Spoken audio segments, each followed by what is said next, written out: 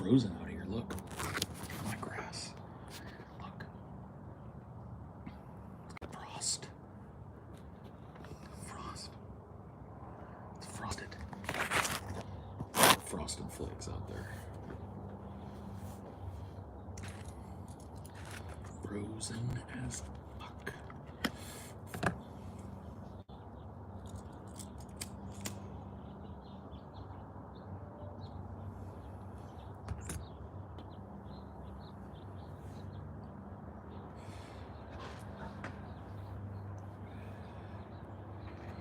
Frosted tips. Yeah. Early today, dude, I've been up since like I went to bed at like a reasonable time last night. Woke up at like 1:30 this morning, maybe 2. And immediately was like, I gotta do an extra show for today. We usually get together and film the mini-sodes that go out for the plebs in batches of 6. Two shows per guy, right? So 2 Paul shows, 2 TJ Scope shows, 2 Scotty shows. Well, Scotty's moving, so he's gonna be able to be on the show, but he's not gonna be able to. He doesn't have time to do all the research and shit. So me and TJ both agreed to do an extra show. So we're doing 3 Paul shows, 3 TJ shows, and I got it done.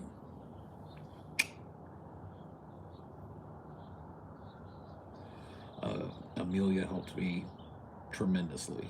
She did the research on 2 of the 3 episodes, which was very cool of her, and she did a great job too. And then I went through and made an absolute abominable mess of an episode, dude. It's gonna be a mess. It has no concept. It has no glue. I'm gonna do it anyway, though.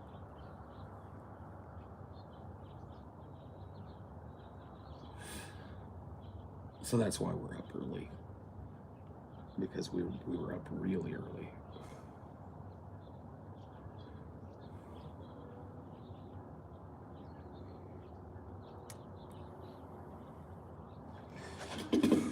Oh.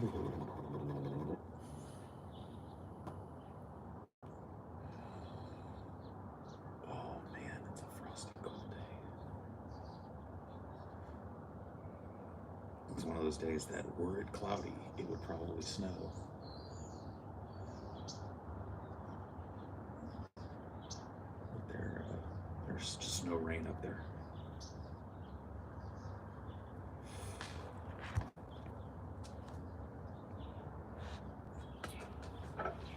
Yeah, you're not shadow banned. Super chats. I mean, no mod here has any control over super chats. This is my channel, and the only control I have over it is to turn them on or turn them off channel wide. Like your individual suit, there's no way that anybody can like disable your ability to send a super chat unless they like block you. So you're not blocked.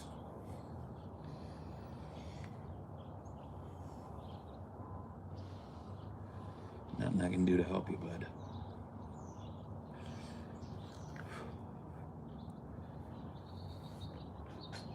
Oh man.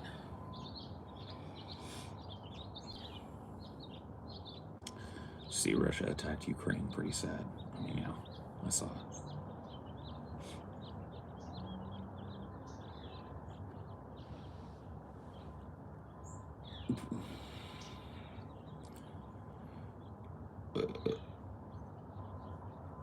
You didn't read the news? You didn't get the news right away so you could immediately have a take on it? Typically a pro-American take? You didn't immediately read the news so that you could come up with a super nationalistic pro-American interventionist take?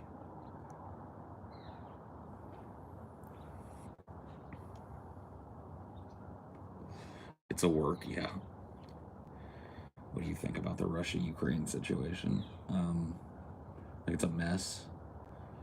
I think it's a diplomatic failure on the parts of the very countries that are now decrying Russia, that this wasn't able to be de-escalated. I really think it's almost impossible for the West as an entity to de-escalate with Russia, given that we've surrounded their nation with military bases and shit and engaged in proxy warfare with them for decades upon decades upon decades. Like, I see both sides of this coin, and I feel like that whenever America decides that somebody's gone too far, everybody just steps right into that role of like global constable. Like America is some kind of peacekeeping force. Like, dude, we're the #1 invader of sovereign countries. The fact that America's all worked up over Ukraine, going like, Russia just invaded a sovereign country. It's just like, you know how many sovereign countries America has invaded in the last 30 years? Do you want to go look into it? You know, I'm not trying to engage in whataboutism, but it just seems utterly hypocritical for American citizens to be up in arms about some other country invading some other country half a world away, when our own country is the fucking #1 invader of foreign countries on the planet. We've got more military bases covering the globe than any fucking nation on the planet. Where do you think that came from? Invasion after invasion after invasion after intervention after invasion after invasion. It's just like with this one though. And you know, there's always like people, especially on the left in America, that are against these American wars when they happen. You know what I mean? But when it comes time for America to be the peacekeeper in a war, then they're all for it. It's just like, man, what fucking moral authority does America have to fucking step in and do it?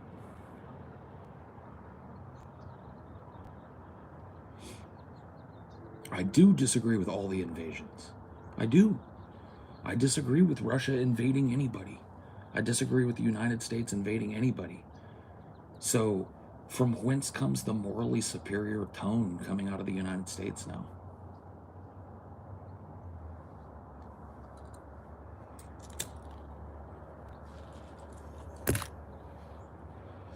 I'm an anti-war leftist. I don't believe the United States should be occupying fucking territory surrounding other countries. I don't think we should have military bases all over the fucking globe. And I certainly don't think we should jump to every time another country has a problem with another country. I don't think we have any moral authority to do it.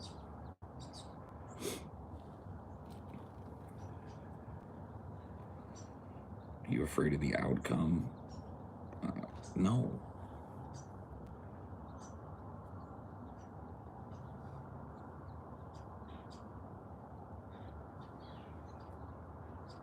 No. I'm no more afraid of the outcome of this than I've been afraid of the outcome of any of the limited military engagements and conflicts we've been engaged in my whole fucking life, by the way. I was one of the last generations of people in this country to be born at a time when the United States wasn't actively engaged in war, but even then, we were engaged in limited military conflicts and shit. So, you know what I mean? You think I'm going to cheerlead or stand on my high horse or start, participating in the anti-Russian rhetoric or whatever? Dude, I'm sorry, I'm not going to do it.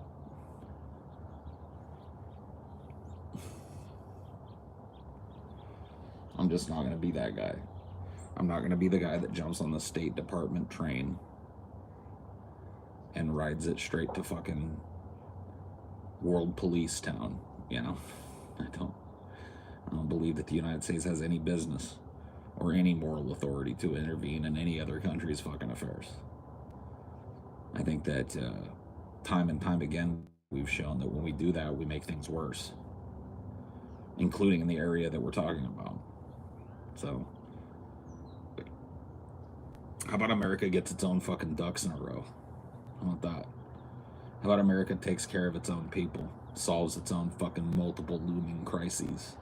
How about America gets on the job of cleaning up all the fucking garbage that we've thrown in the ocean? Isn't there a million different fucking proactive things that we could be doing other than wringing our hands about some foreign policy shit? You know what this is about. They play to the emotions of people, but for them it's money. That's the only reason that the United States is involved in this is money.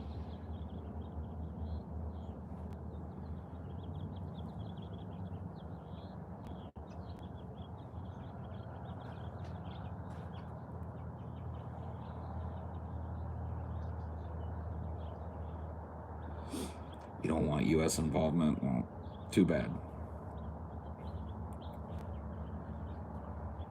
Too bad. Too late. But whatever, dude. Dude, everybody's hard. Dude, I've been like, as I was pulling research, I would take a little break, and I was like, dude, I'm gonna go trigger Twitter with some of this shit. So I started just throwing out some bait, like, who on this platform has any moral fucking justification to claim that the United States has any fucking impetus to involve itself in the affairs of yet another goddamn fucking foreign country or two?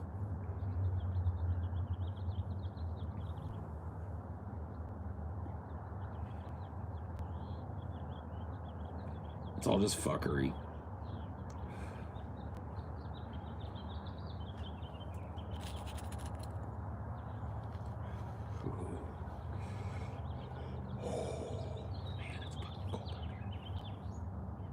Ooh, I've got coffee in there though. I made coffee. Do you think Russia and the U.S. are equally bad? I'm not a child, bro. I don't think you can go they're badder and they're badder because of this and they're badder because of that, dude. Russia and the United States have got blood all over their hands. Ruthless imperialistic governments. You know, I don't really see any kind of fucking benefit. The same way I don't see a benefit in doing the whole like, well, who's the lesser evil though? You know? Why can't evil just be evil? Why can't Russia be a piece of shit and the United States be a piece of shit?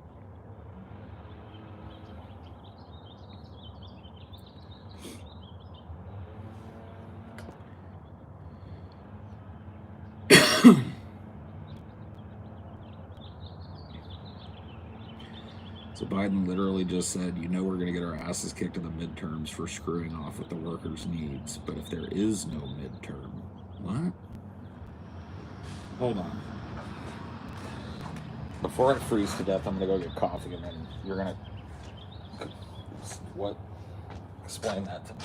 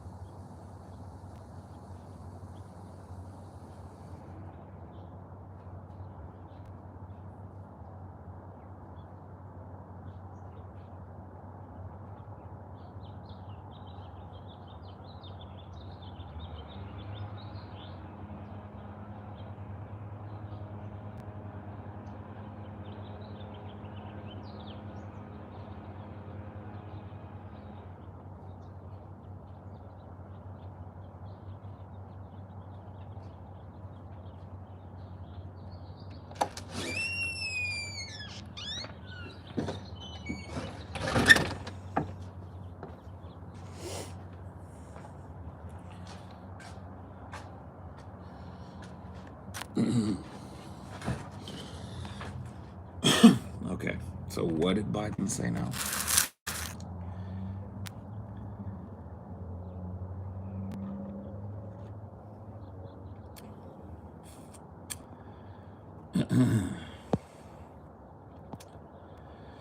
He figured it would be a distraction from the economic problems that plague this country.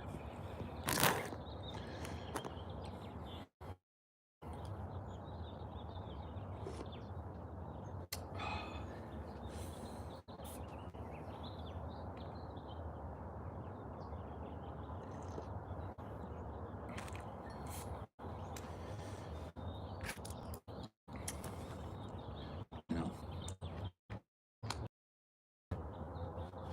his ability, American billionaires, to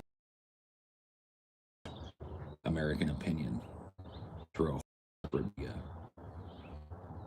and really leave America in a place where we're functionally just like morally outraged at the drop of a hat. We're ready to jump when they tell us to, no matter how against them we become. We're all just ready to fall in line when it becomes really important for us to do so.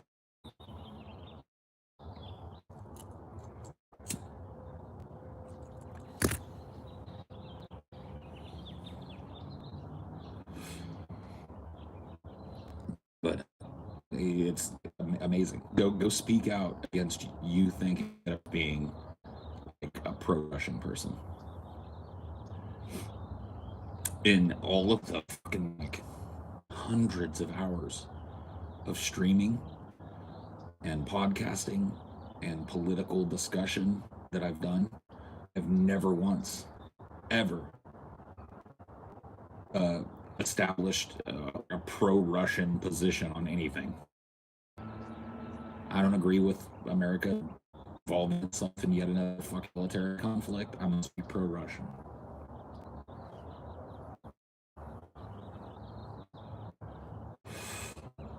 A step closer to the Wi-Fi router.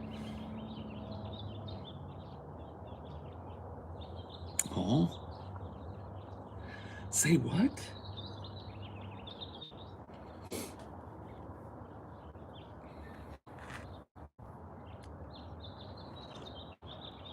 Yeah, I don't know.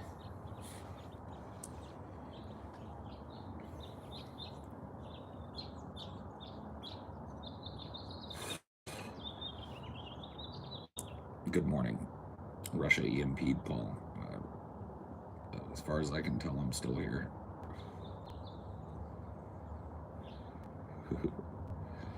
As far as I can tell. Anyway.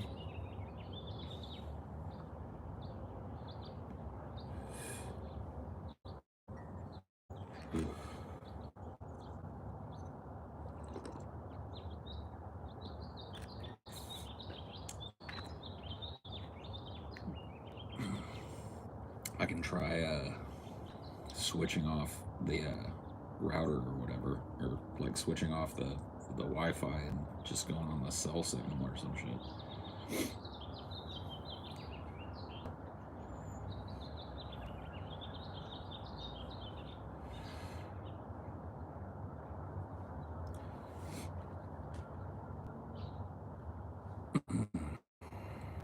If you had an extra $1,000, where would you take a short 3 to 4 day vacation? I don't know if I'd go anywhere right now, bro.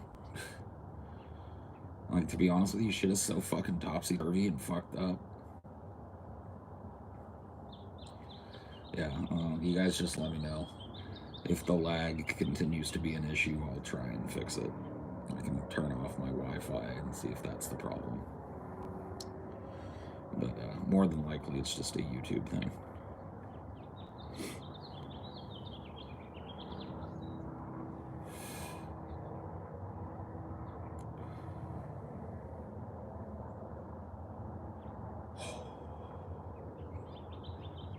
It's freezing fucking cold.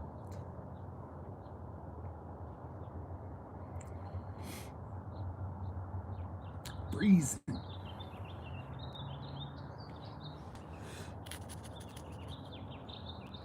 Freezing, frozen. Anyway, I'm not gonna reiterate what I just said. Maybe it'll be unlagged or whatever when this goes live. It didn't lag for me at all, so.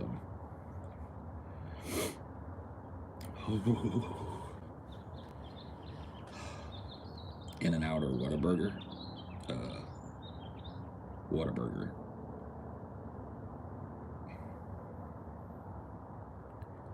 Dude, it's freezing here. Like, literal freezing. Colder than a witch's titty.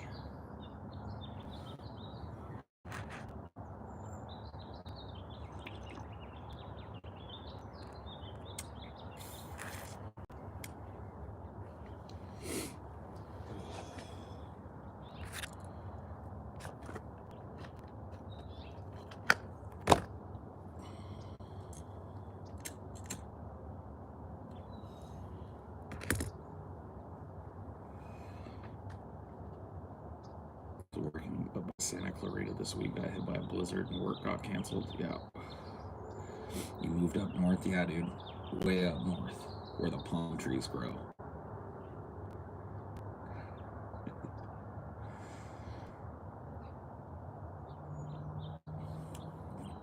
Man, beer is for losers, bro. Fuck beer. I like beer once in a blue moon, dude. I'll have a beer or two. Beer is not relaxing. Beer just makes you angsty. I'm telling you.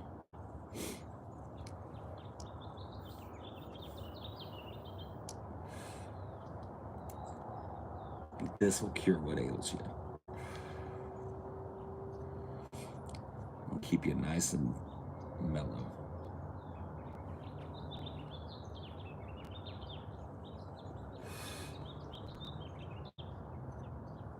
Blue moon once in a blue moon. I like Modelo now for like just to grab it and go, like the Modelo brown beer or whatever. That's the stuff. That's the one.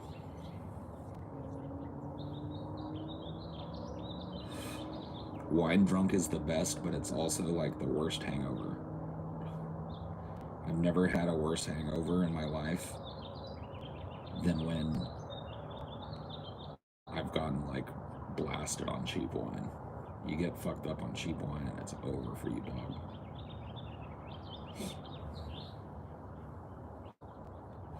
Modelo has been my go-to beer since Newcastle stopped being good. They did something to Newcastle. Newcastle used to be my shit. Newcastle brown ale, dude. For years, for like, I'd say a good decade, my go-to. But then something happened and they changed it. It doesn't even taste the same anymore. It tastes like ass now. I don't know what they did, what they stopped doing.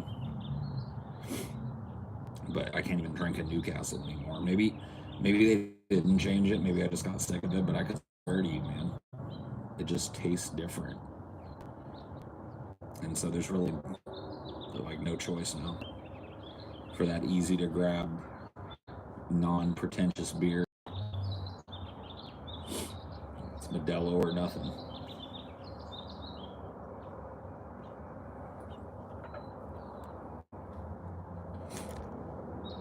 Maybe got expired skunked beer.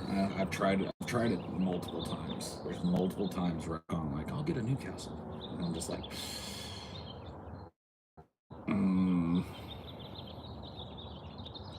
it's not good. It's not a Newcastle. It's not an old dusty castle.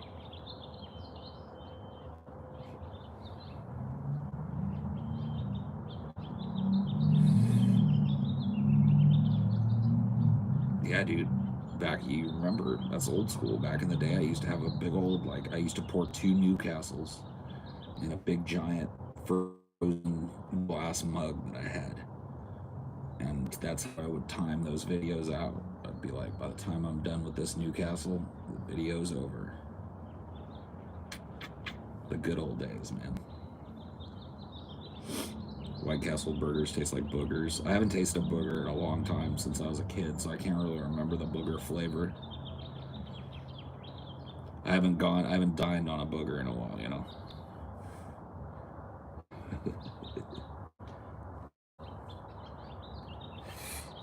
Corona with a lime. You may as well just have a glass of water with a twist of lime in it, man. Corona's piss water beer. Garbage beer. It's not even beer, man.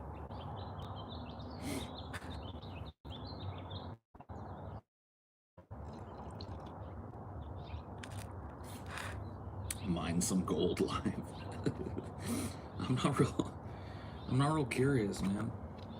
As much as, you know, young Paul probably could give you a flavor profile on a booger, I'm okay with having forgotten that.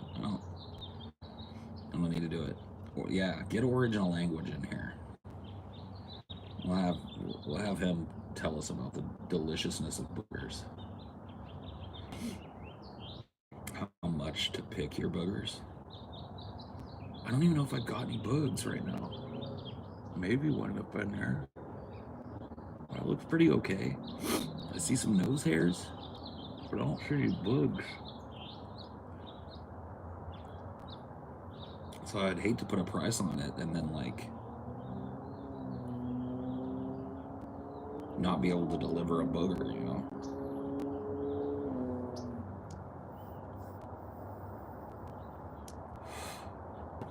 Corona beer with a lime in it is fucking... You may as well take a leak in a bottle and squeeze some lime in it, bro. It's panther piss. It's gross. Like, only in, like, a last resort situation. If it's hot and the only thing that's in the ice chest is a Corona, then you could make an argument that a Corona's okay, but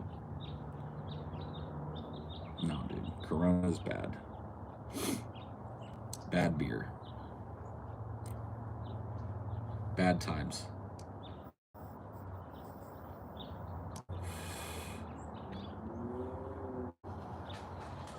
It's blood for blood by the gallon.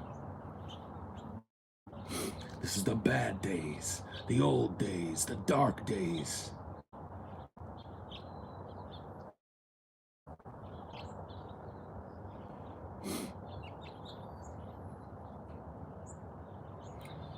I don't know why they killed you, Goldie. I don't know who did it, but I'm gonna find him, and I'm gonna make him pay. You were like an angel that this old demon needed, and they killed you for it. That's such a good movie. That movie was great, man. Sin City, bro.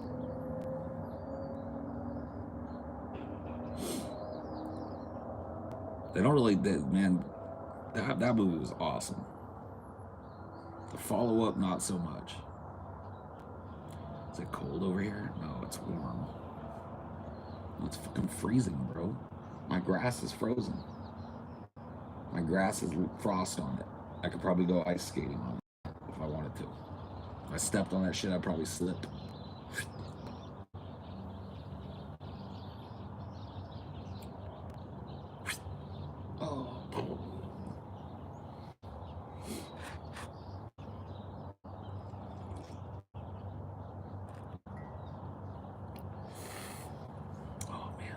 Coffee's just barely keeping me going. Might have to make like a pot of tea or something. I think it's gonna heat up as the sun creeps up over this house and starts hitting me, but till then, man, I'm in the fucking shadows.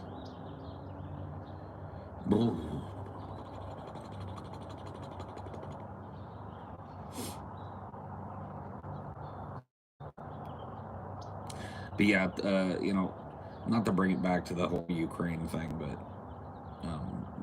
I'm really disgusted with how people are acting.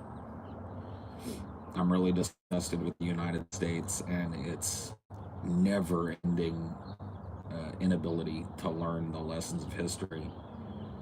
And I'm disgusted by people that, you know, are ideologically similar to me in a lot of ways. I'm disgusted by the other side of the political aisle. I'm just disgusted. This whole thing just makes me like disgusted to be an American, to be a human being on this planet. Watching the whole fucking thing burn. Watching our inability to get along. Watching our inability to see the writing on the wall. Watching our continued exploitation of one another. Watching the least among us suffer for the, you know, those that have the most.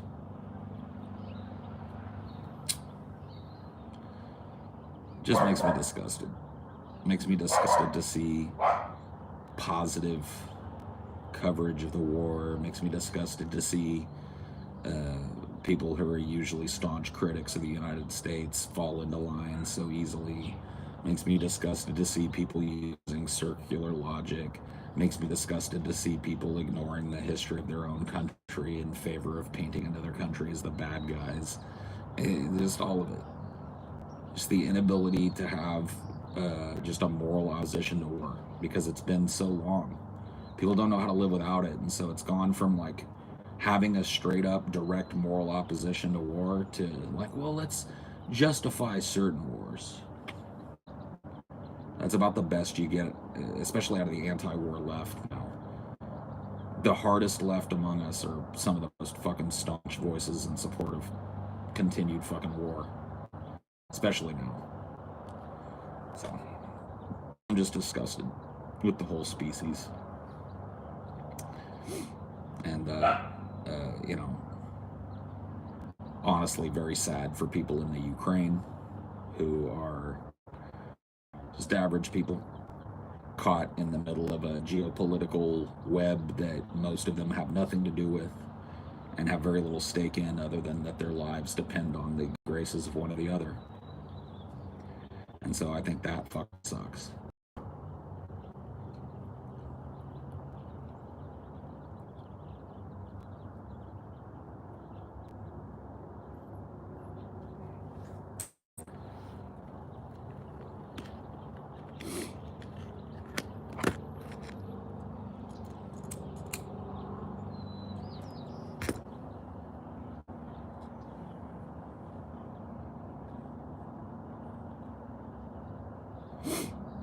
Since when did critiquing U.S. foreign policy necessitate that we slob on Putin's knob? When are we? Who's doing that? See, that's the thing. Is that if you show any opposition to America involving itself in this further, you're immediately, and you can test this out. See how long it takes you. Go have a conversation in somebody else's chat or go post something on your Twitter and see how long it takes you to be called a pro-Russian person. Never mind the fact that my entire fucking psyche has been poured out onto the internet and archived for years and years and years. And I've never once said anything that could be misconstrued as being a fucking supporter of Russia. Because I don't support America's fucking involvement in the current goings on with Russia and the Ukraine. I am a pro-Russian agent. Go look at my Twitter right now. Look at my last 2 or 3 posts and then look at the replies to it. Some of the most popular replies are pictures of Vladimir Putin making kissy faces and people like claiming I'm sucking Russian oligarch dick. Because I don't think America has any moral authority to involve itself in any more fucking conflict. Gotta be pro-Russia, man. Just watch how fast it happens.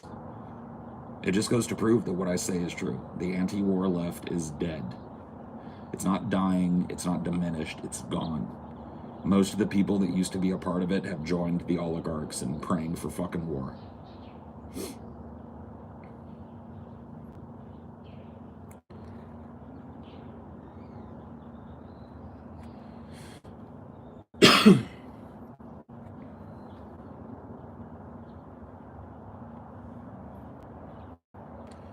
That we're forced to deal with the ramifications of student powerful. Yeah, well.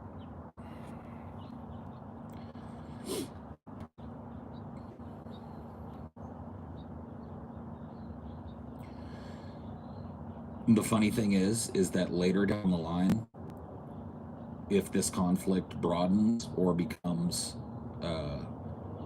more direct, 20 years from now, there will be people pointing at it as just yet another sad example of America's fucking military misadventures and blah blah blah. It'll be part of that line. But right now, everybody's on board. I've just seen this happen so many fucking times. So many fucking times, man. I've actually been drawn into it. I've been a part of it before, man. Post 9/11, you know, I saw somebody make a comment, and to be honest with you, at first I felt like it was a little insulting because it was trying to paint me as a product of my time solely, like my era. But I think that the person actually made a good point. I think it was on the subreddit. I can't remember where I read it. Either on the subreddit or maybe in a comment on a recent video of ours or something. They were talking about how I'm a product of my time and how I'm instantly and kind of reflexively against American military intervention because I'm, you know, old enough to have been lied into war so many times. You know what I mean? I've seen so many. And as much as I kind of bristled at that statement at first, I kind of think it's true. And I'm willing to admit that. I'm willing to admit that my current stance on war and, you know, my current stance that America should couch itself as a non-interventionalist and start fucking closing down some of these military bases and shit. It has a whole lot to do with me having been through this before. I've been through this before. Oh, America's got to do something. It's our moral authority. Oh, the poor people of the Ukraine, as if the people that are fucking behind this give one whit on either side about the people of the goddamn fucking Ukraine. They're a chess piece. The people of the Ukraine are being used as a chess piece by two oppositional powers. That's the truth of what's going on. You want me to support either side of that? No, thank you. I don't want to play the game.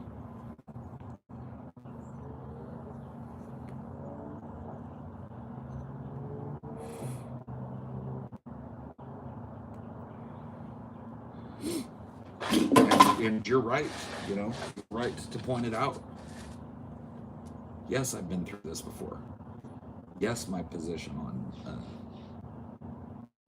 you know, international politics, particularly when it comes to American involvement in war, is colored by the fact that I've my entire adult life been lied into war and conflict by the people that lead me. And I've watched these wars be contextualized and, oh, it's going to go this way. And it turns out to be this gigantic fucking deadly boondoggle that nobody benefits from. It goes on and on and on. And I've just seen it. I've just seen it too many times. And I wish I could give that vision to other people. Like, I wish instead of being limited by my vocabulary and my personality and my ability to process and present information, I wish I could just give you how I feel. You know, I wish I could just give you my heart, give you my mind for a second and let you own it. Because I feel like that would be better at elucidating how I feel about this than any talk that I could give. And I think it would put to bed any suspicions, grounded or not, person might have that I'm some sort of pro-Russian, you know, oligarch lover or some shit, you know. But I can't do that. You know, I can't let you look through my eyes and think with my brain for a minute. I can't let you feel that just kind of twisting, gut-gnawing feeling that I get every time America involves itself in another misadventure. You know, I can't let you feel the sadness that I feel at the buckets of blood that have been fucking spilt in my name with my tax dollars. I can't tell you how ashamed I am at participating in such things when I was a younger person. Participating in the drumbeat of war. I can't tell you.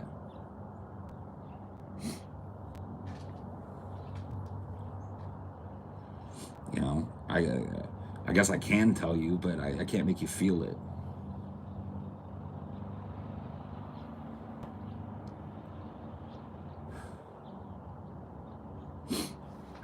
You wait right there. I'll be right back. I'll go warm up this cup of coffee.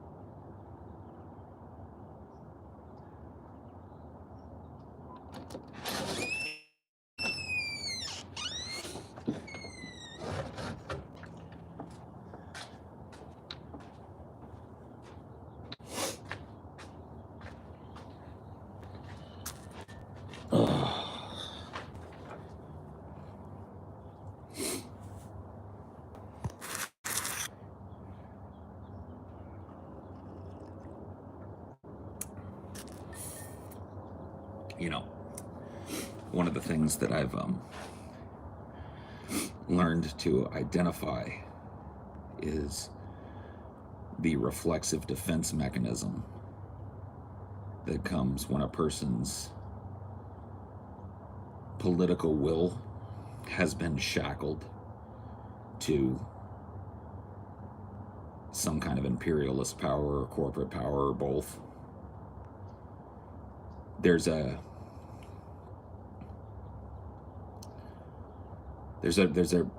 instant reflexiveness. There's an instant combativeness to having their ideas challenged. And the more entrenched and fearful they are in the false dichotomy that nationalism tries to paint, the quicker and more angry their response is.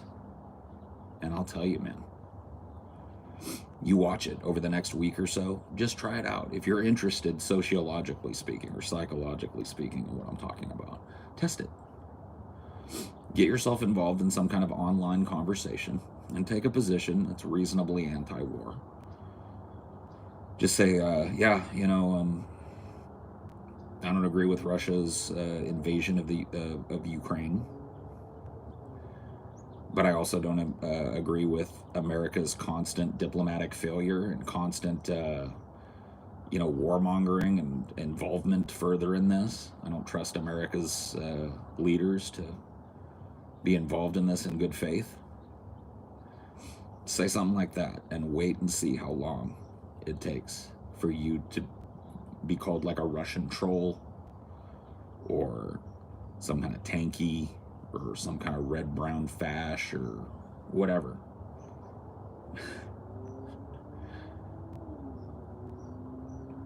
And to me, that is a sign that your critical thinking has been compromised by emotion.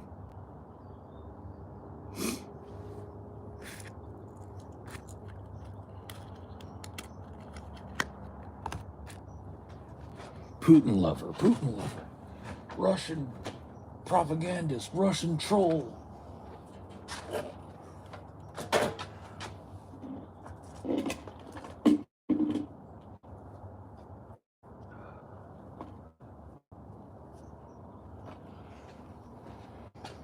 It's like, fuck, man.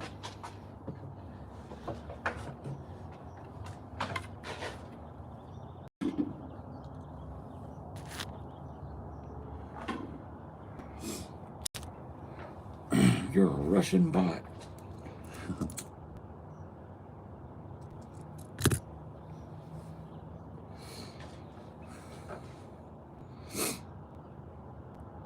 Peace sells, but who's buying?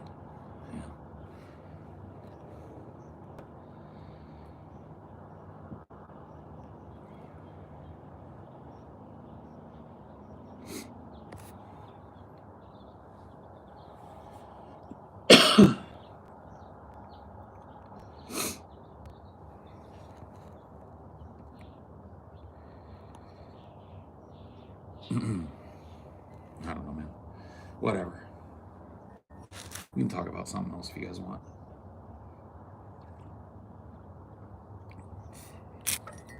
Any of you that have watched me for a sufficient amount of time knew where I stood on this before I even told you. So, you know. I just, I do wish there was a way to have conversations about this without allegations of being a spy being thrown at me and shit. It's fucking ridiculous. It really has turned into a fucking football game. Even at the fucking most serious, self-serious content creator levels, it's become a goddamn fucking football game. And that to me is the most frightening thing about this. Not the World War III rumor mongering and the bullshit and the fucking calling out everybody that's against war as being a Russian bot. That's the least of my worries.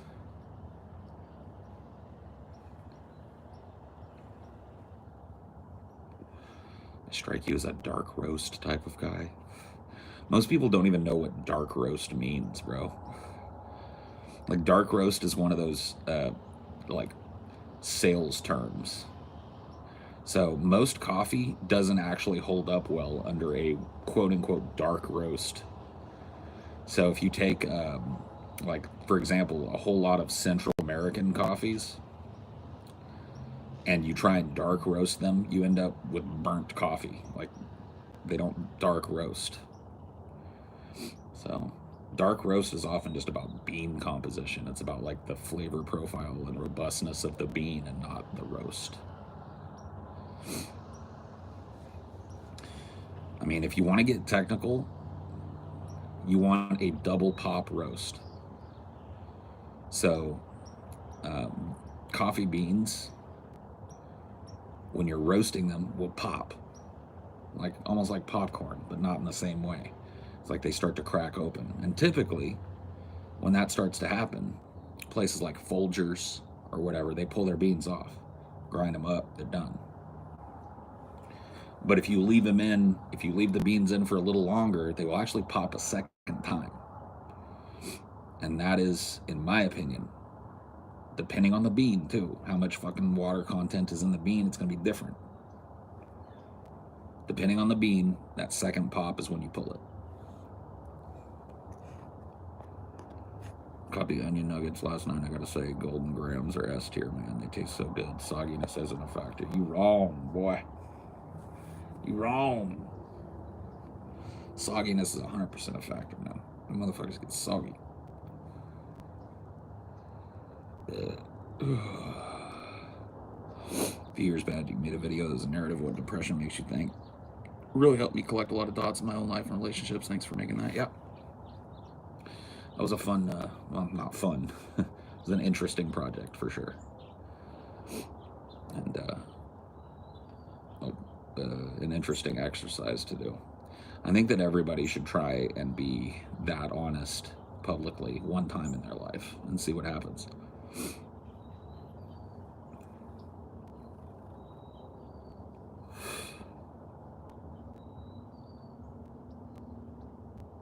You got to eat them golden grams immediately, bro. Immediately.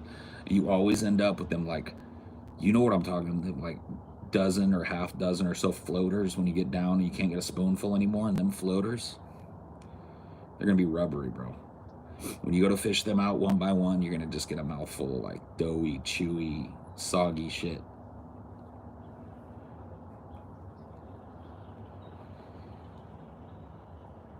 It's no good, man. It's no good.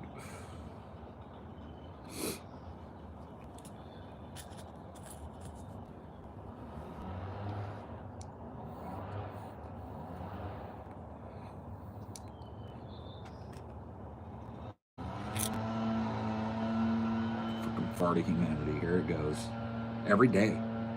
It's like there's a rotating schedule to make sure that every goddamn morning in this neighborhood is filled with that sound.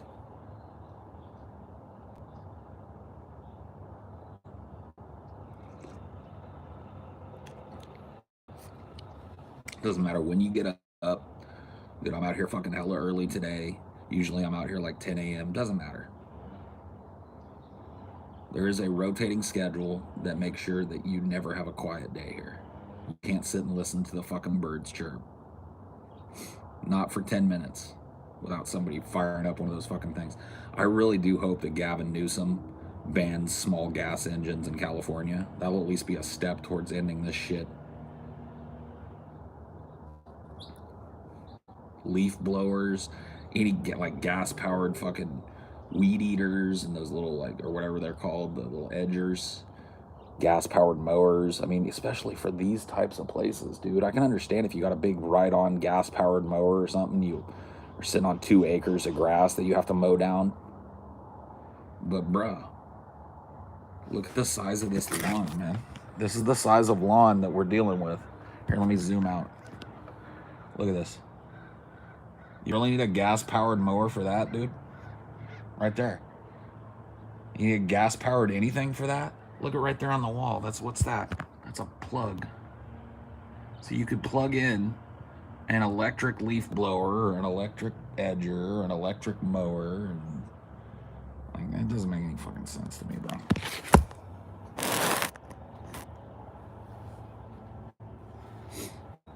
And that's what you're dealing with. Like,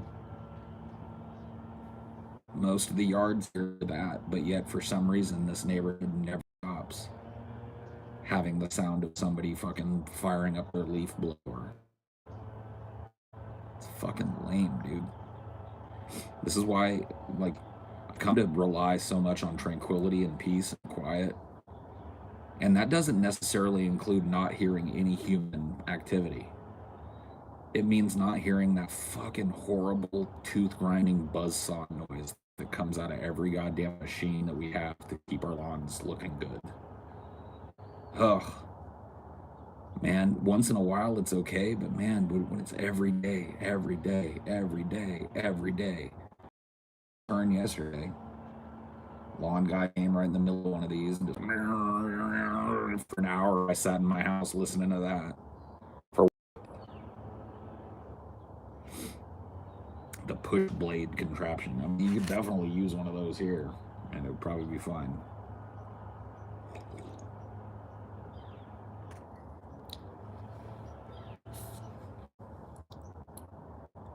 There's this loud shit. It's constant loudness.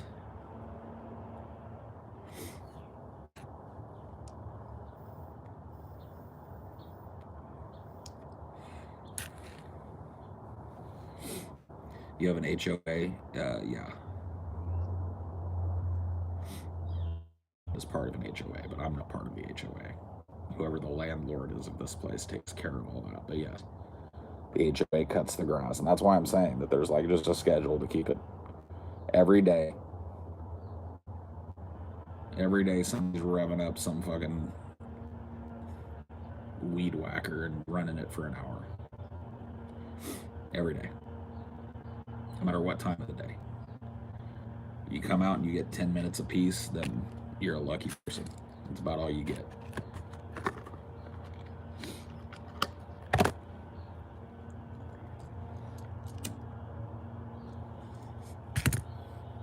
Dude, I've turned into a grouchy, crotchety old man. I love it so much. Man, it feels. I always used to hate how old men would bitch about like noisy things in the neighborhood, but man, now, dude, I was so fucking backwards on that. It's so great. It's so great. Are you unhappy with the Onion Nuggets format? If I was, I wouldn't be doing it. I'm down with the Onion Nugs, yo. I think it works out pretty well. I think it's still relatively new. Like, you know, we've only really done like 6 Onion Nuggets. So, I think it'll evolve with time. But, yeah.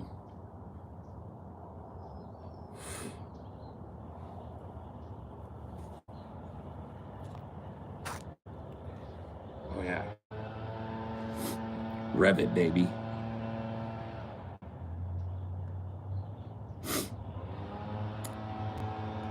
Seems salty about the donations. It wasn't salty about the donations. It wasn't really even all that salty at all. In fact, I actually yucked it up with TJ at the end of it. I was just like, man, fighting, like arguing about that was way more fun than just trying to like vamp for 30 seconds to see if somebody throws a donation. And it worked out.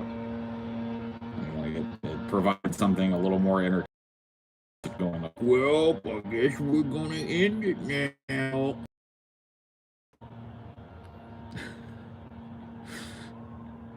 One of these days, you're gonna learn that I'm a performer.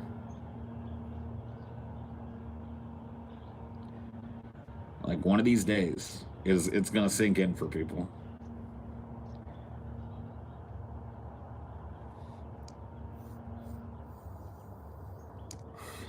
Yeah, dude. Maybe it's a personality type, leaf blower. There's just certain people, they hear one fire up and they're like, oh yeah.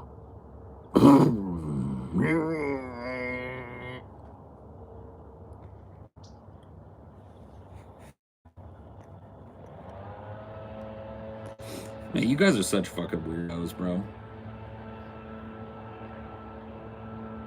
You guys are such fucking weirdos. You're constantly like, I see you're in California, Paul. Just like, fucking get over it, man.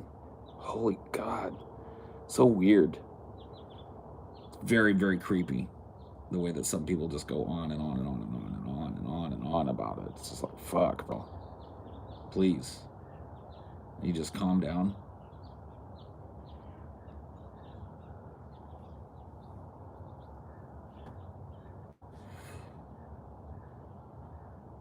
Good to see you. No, I can't see you. Just, ugh, it's just weird. What does it matter? Why does it have to be a topic of conversation every time I fire up the stream? Oh. Oh. Yeah, dude. Listen to the song Somewhere Out There from American Tail. All right? There's an old 80s cartoon called An American Tail. And there's a song called Somewhere Out There that explains it all to you, man. And even though I know how very far apart we are, it helps to think we might be wishing on the same bright star. Mm-hmm.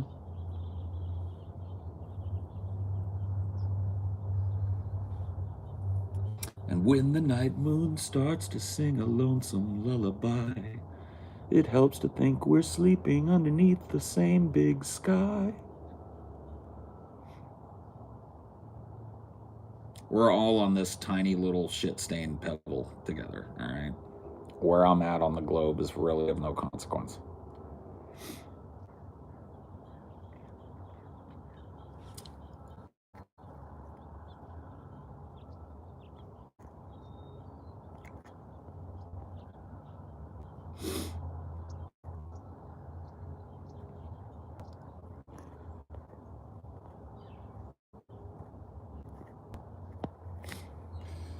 It's true, there are no cats in America, and the streets are paved with cheese.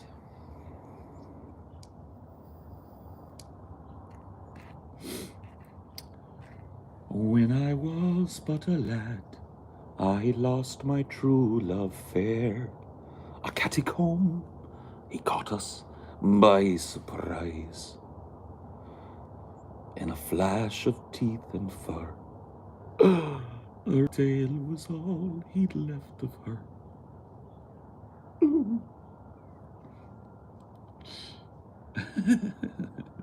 That fucking movie's great, bro.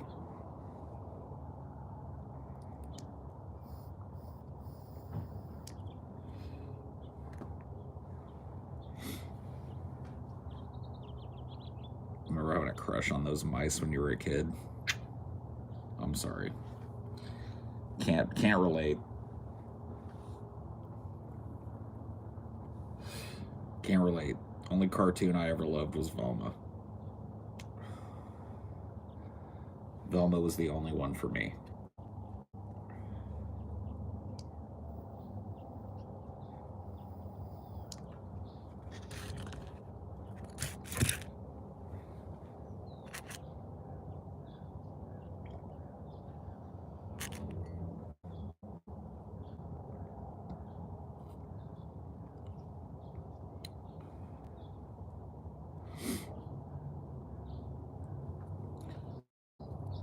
Five Goes West is an amazing movie from my childhood. Yeah, I'm not as big a fan of Five Goes West, but yeah.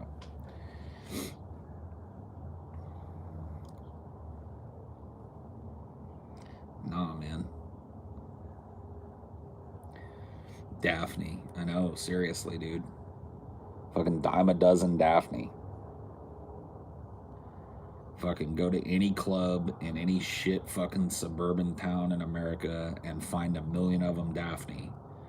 Everybody's sleeping on that thickness. Everybody's just sleeping on that thickness, on that nerdy thickness. Triple thick thighs.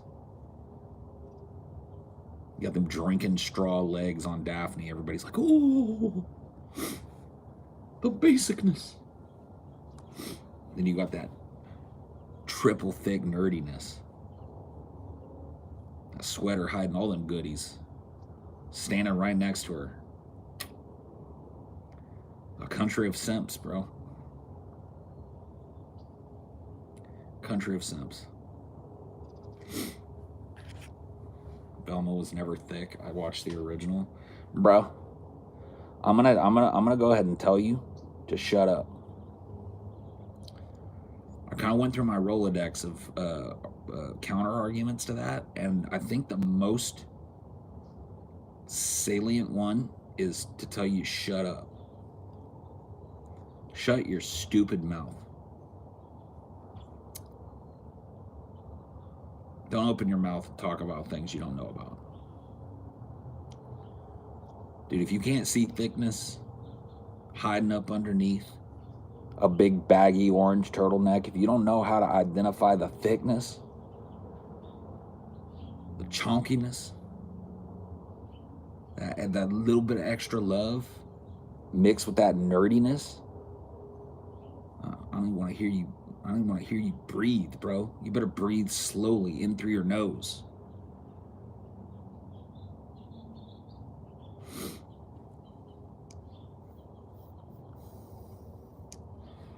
Come in here talking all that garbage. Velma's not thick. Give me a break, man. You can't just change. You can't change reality.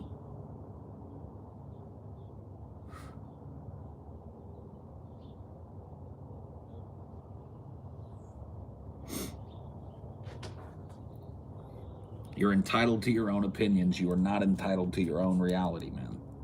Okay? You don't get to just go like, Velma's not thick. What? Break, bro. Fucking break. You know what else Velma had going on too? That did strange things to a youngster's mind. She had that tomboy thing going on. She had that short haircut, And you know, the baggy clothes kind of ironed out the curves a little bit. She had that androgynous kind of tomboy thing going on too. In addition, mm. Mm.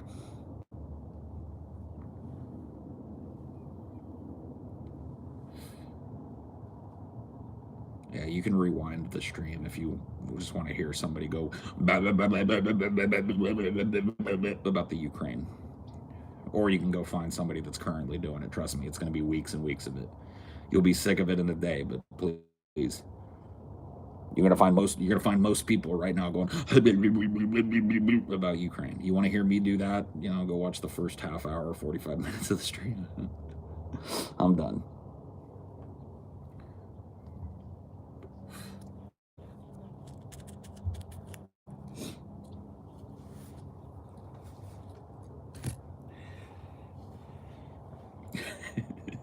We're talking about way more important things right now.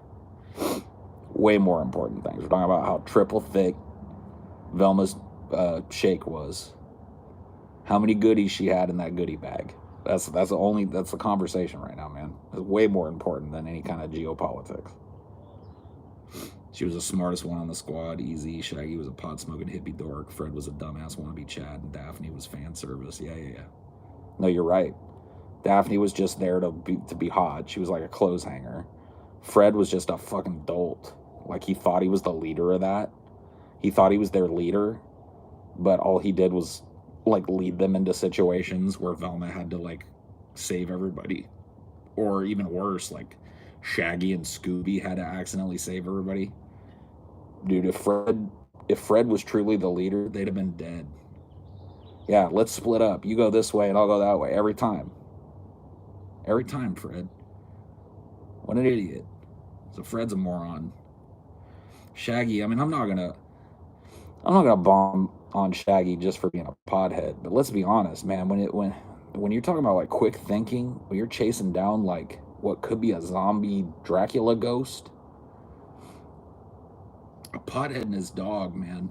I mean, if that's all you got, they'll probably be able to help you out a little bit, but man, you just.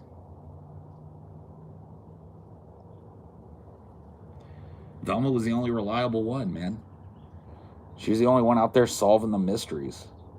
She was always the one that got it first, too. She was always the one like, no, Shaggy, that's not a zombie. That's Mr. McMillan from the fucking drugstore. And she pulls his mask off. Like, oh. Yeah, you're right. It is Mr. McMillan. Yeah, Shaggy did have a really good metabolism, but he was running a lot, though. You know? Like, a lot of people would say that. I remember that back in the day, and I was like, dude, when Shaggy's not eating, like when he's not eating one of those big, like, quintuple decker sandwiches with Scooby, what's he doing? He's literally running. Constantly, like, zoinks, let's get out of here, Scoob. And they're all going in the door and coming out another door, and fucking the ghost is chasing him. He's always running. That's how he kept skinny. He needed that much fuel just to fuel all the running he had to do on that show. I kind of feel bad for Shaggy, you know?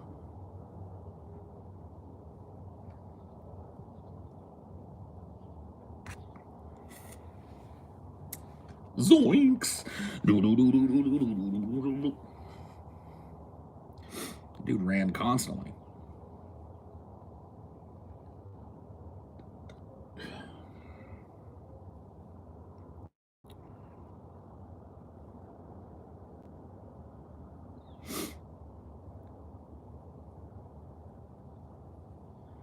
Is there a name for that iconic chase sequence that frequently happens in Scooby-Doo with all the doors and stuff? Dude, I think it's just the Scooby-Doo chase, man. I mean, maybe somebody did it before then. Maybe it's like an old, like, you know, Three Stooges bit or something that they stole. But as far as I know, man, that's the Scooby chase.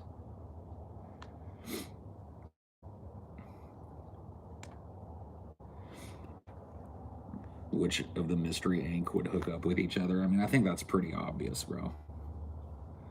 I think that's pretty obvious. I honestly don't think that Velma would stoop to be with any of them.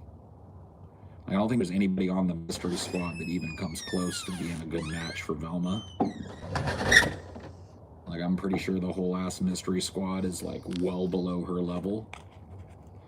So obviously Fred and Daphne are getting it on. And I think you could make a pretty good argument for Shaggy and Scooby probably engaging in some stuff. You know what I mean? I don't want to cast any aspersions.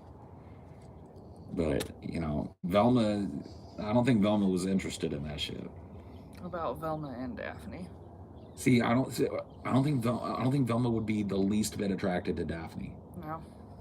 Because I think that, like, there's a good chance that Velma's bi or whatever. I don't think that's or even lesbian. That's fine.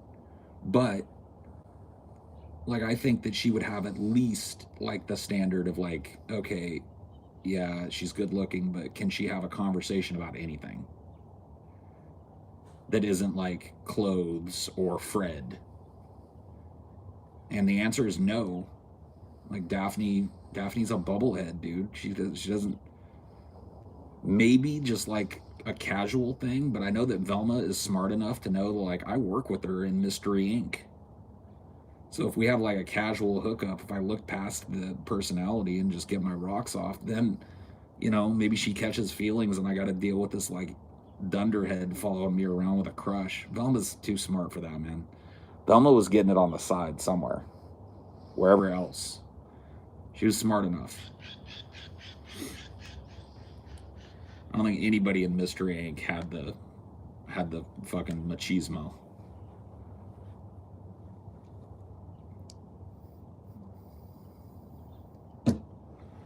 Velma's a pretty name too, for real. It's just an older name. Pretty sure Velma was probably a way more popular name in the 60s and stuff for people. Because anytime you meet a Velma now, it's usually an old lady. You know, I've met a couple of Velmas or been introduced to a couple of Velmas. I actually had a teacher that was a Velma. And every last one of them has been in their 60s or more, you know. Names come around. They do. They really do. Like, there's going to be a fuck ton of old ladies in about 40 years named Skylar. Yeah. Think about that. And a whole bunch of old men. There's going to be like a whole generation of 80-year-olds named Aiden.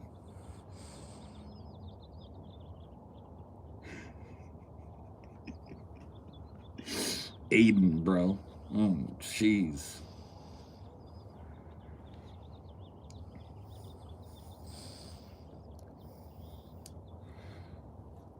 Yeah.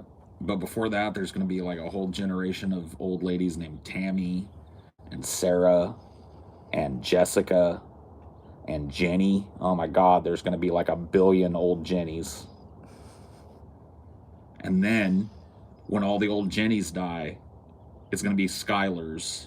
And what are some other ones that are like that? Skylar.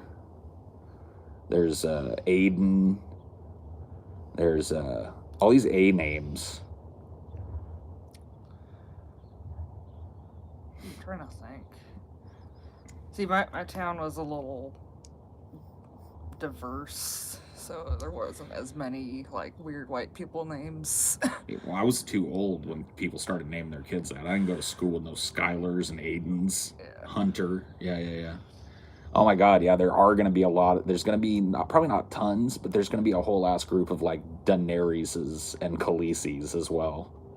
Oh God. Oh God. How many Donalds were born in 2016, oh, dude? No, dude. Donald. No. Tristan. Yeah. Tristan, that's a good one.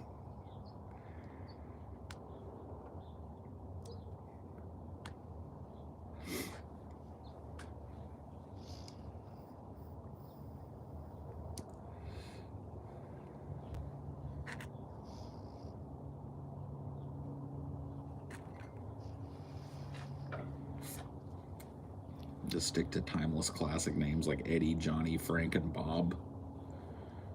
I mean, those names never really go away because there's so many people named them, and it's so common, especially to name men after other men, Yeah.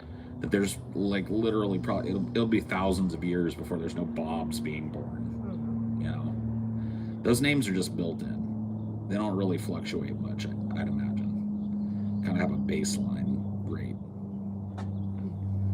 Want some coffee? I already brewed some. Okay. You want to warm up? There might not be a whole. There might be enough for a cup for you in there. I just don't want to Okay. steal your cup. I've already had like a cup and a half. Okay. Braxton. I like it.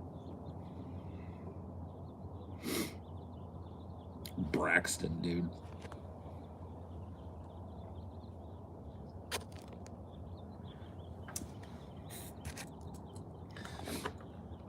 Yeah, the Bible names, especially for men, the female Bible names don't hold up as well. Think about it.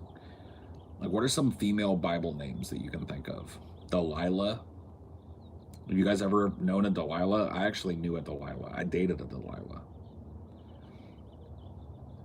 Naomi, Ruth. Mary is probably the most popular biblical female name.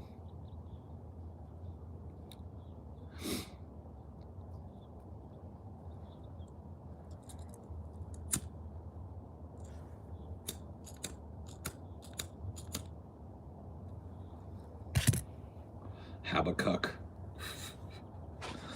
Is that? I don't know if that's. I don't remember that being a name in the Bible, but it probably is. There's a lot of names like that. Jezebel. Oh yeah.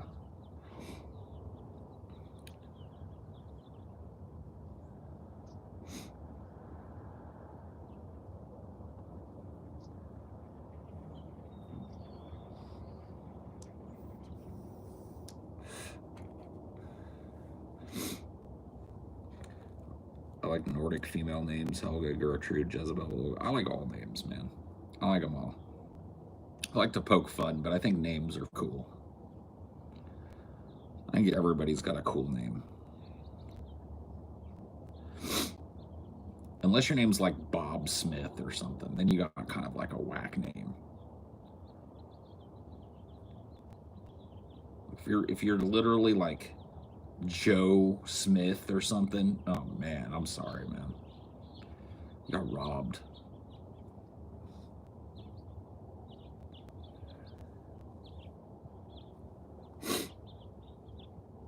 Seymour Butts.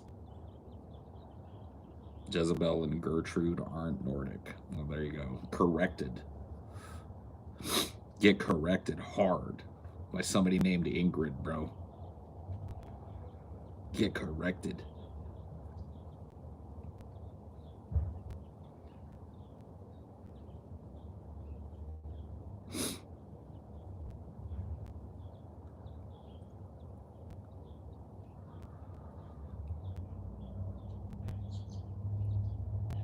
Don't name your kid Richard, he'll get bullied. I don't know about that. I don't think Richard is a built-in bully just because it becomes Dick. World War III. Dude, you know what? Another thing that proves out because of this Ukraine thing is my contention. You guys, if you listen to me, you've heard me say it a million times that humanity has a death urge. Just look how boned up and excited everybody is about the prospect of like, oh, nukes, war, global war, World War III. Like everybody pretends to be like worried about it, but it's really just like fueling people's imaginations and shit.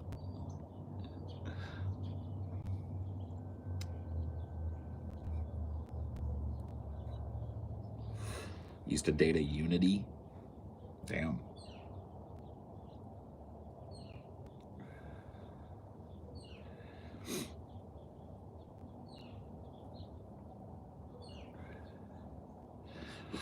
War. Oh, God. It's gonna be war. Everybody war. Everybody start justifying it on one side or the other. Let's kill ourselves. Let's end it all. I mean, let's preserve our way of life.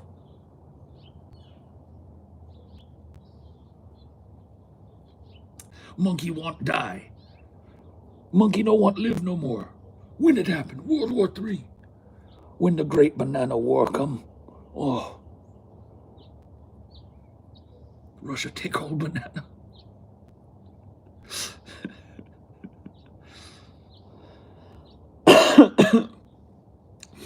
Monkey tired of existence.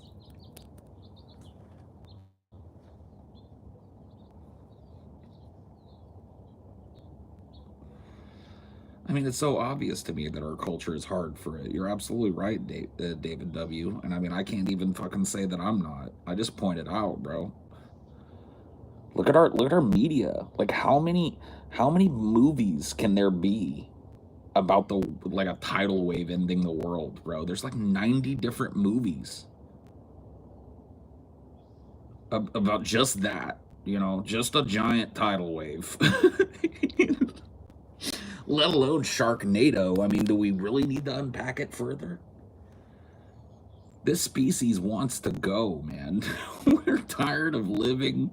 We're tired of being walking contradictions. And as much as we may profess to love and cherish what's going on here, man, there's something deep-seated inside of us. And all you got to do is look at your social media today to know that I'm right. Just can't wait for it, man. They're so tired. So tired, man.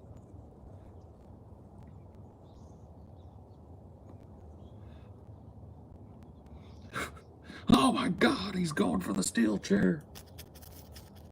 Somebody stop him. He's gonna kill him. Doomer, Paul. I'm the doomer. Yet everyone else is literally turgid with warlust, bro. I love that. I'm the doomer because I point out how fucking boned up everybody is for war. That makes me the doomer. I guess so. Whoops. Sorry, guys. I'll just not mention it next time.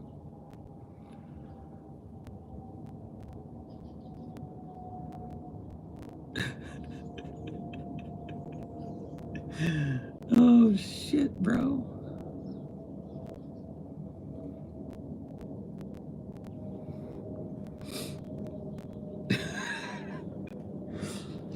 Look at that doomer, man. He won't even fucking join us in chanting and beating the war drums, bro. What a doomer. He won't even edge us closer to thermonuclear conflict. What a fucking total doomer. Man, how upside down and backwards the world is when that's the... like, hey, let's not do war is the doomer position. Oh, man.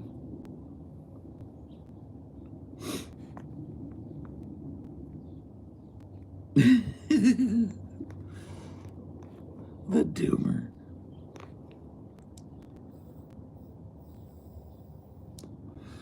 Yeah, we should all focus on improving our local communities and take our political clout and start rebuilding our communities from the ground up. Start acting locally and decouple ourselves from this sour political system and start making some real change in people's lives. What a fucking doomer. Anyway, Ukraine, Russia bad, Russia bad, Russia bad, Russia bad. Oh man, is it World War III? Russia wouldn't be stupid enough to do it, right? Putin kind of threatened it. Oh, shut up, doomer. Like, what? Is it backwards day, but forever?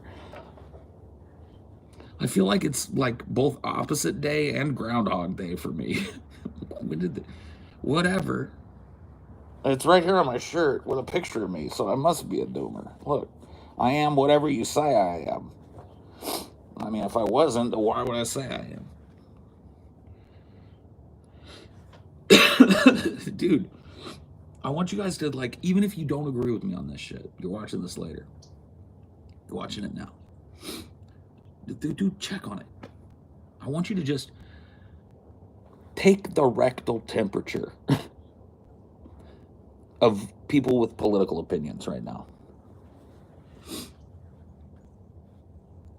Look at how fucking inflamed they are.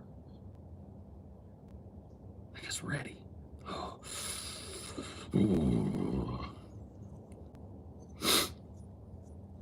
war, death.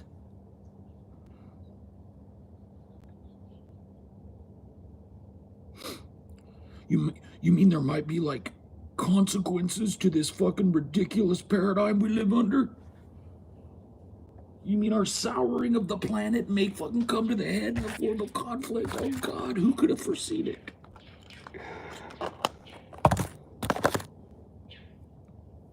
Who could have seen it coming? Certainly not I.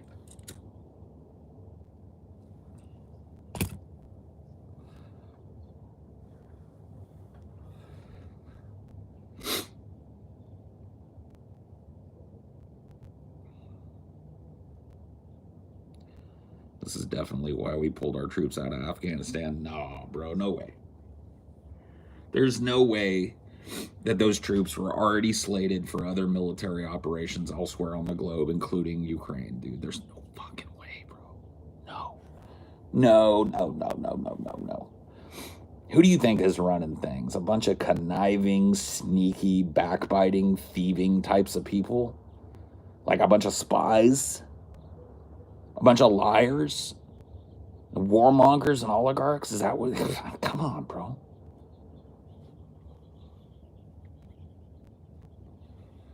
Genghis Khan? Who the fuck is Genghis Khan, dude?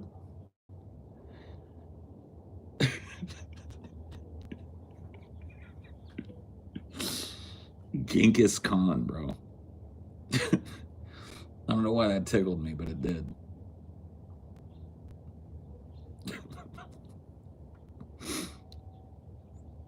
Genghis. Genghis Khan, man. Yeah. The rind of Zeodadal.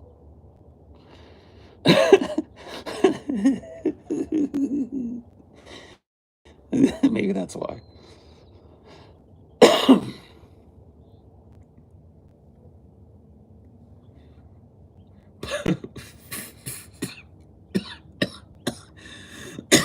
That was out of dude, Colton, fuck you. I was not ready for the blow. Right when I was taking a drag, bro. That was uncalled for. Vladimir Sputin.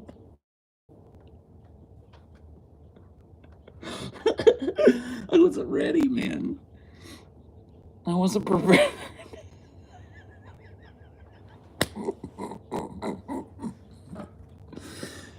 Vladimir Sputin. Oh, Jesus. Oh, boy.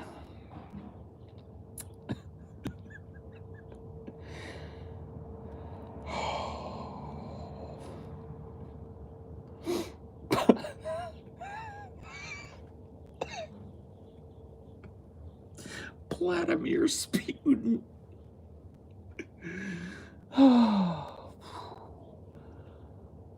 Oh, shit.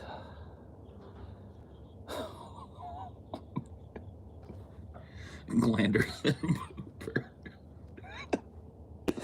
Well, man. Oh, Jesus, man. When will the ride of Dong end, bro? Dude, I can't. I'm so tired of living under this rind, man. This rind has been so long and brutal. How many more millenniums can it go, dude? How many more millenniums can the rind of Zeodadong continue, man? Before we all just say, it's time for a new rind. Oh, man. How long are we going to let Vladimir Sputin continue to dictate global terms, man?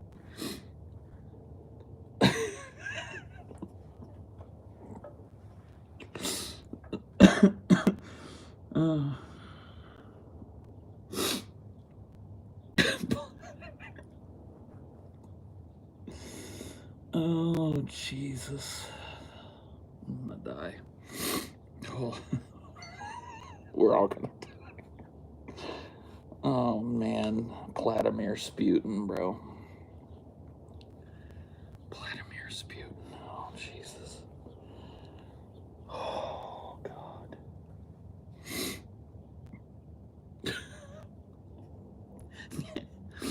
Adolf Hitler. Man, no. Nipple boner fart. Alright, stop. Stop it, all of you. Stop it, all of you, dude. Or I'll go on Road Jogan. I'll call you all out by name, okay? You don't want the rabid meatheads of Road Jogan's fan base coming at you. Trust me. I'll do it.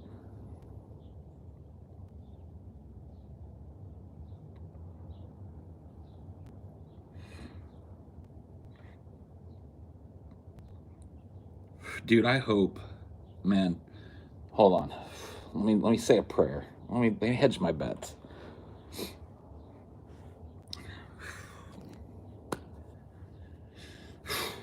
Dear Lord, please, for the love of all that is holy, let Joe Biden refer to Vladimir Putin as Vladimir Sputin. Let him accidentally say Vladimir Sputin at some point before he either croaks or has a stroke or is voted out. In your name we pray, amen. Please. Oh God, I'm just letting you guys know that's the day I go. If that happens, man, if he comes out and says, we're not gonna deal with this aggression from Vladimir Putin. We're just not gonna. Oh my God, it's gonna.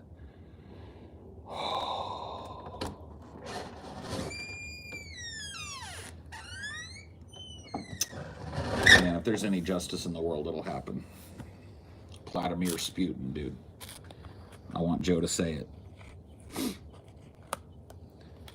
I want Joe to say it. I want him to fumble and say Vladimir Sputin. And if it happens, the world can end and I can be happy.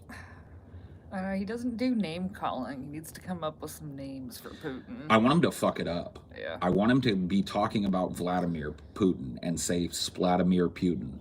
Or no, what is it that we're trying to get him to say? Vladimir Sputin? Yeah.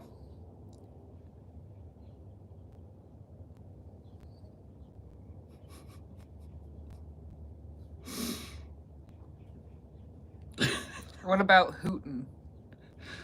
Hootin? Putin. Because his name is already Poot. Yeah. So you can't like Vladimir Poopin. He can't really do. Joe can't do it. Joe insults people like a 1920s bare knuckle boxer or something. He's like, I'll take you out behind the woodshed, Jack. Give you what for?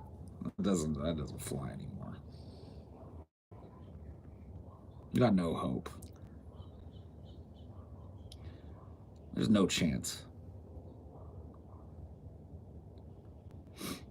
Isn't putain kind of like a cuss word in French? Doesn't it mean like shit? I thought puta was like a bitch or something. Maybe it Spanish, is. wasn't Maybe it? it's like son of a bitch or something. I know it's a cuss word in French. Putain or putain. I think it's putain. Oh, putain. I think that's some kind of French cuss word. I seem to remember. Can't remember much else in French, but I remember a few cuss words.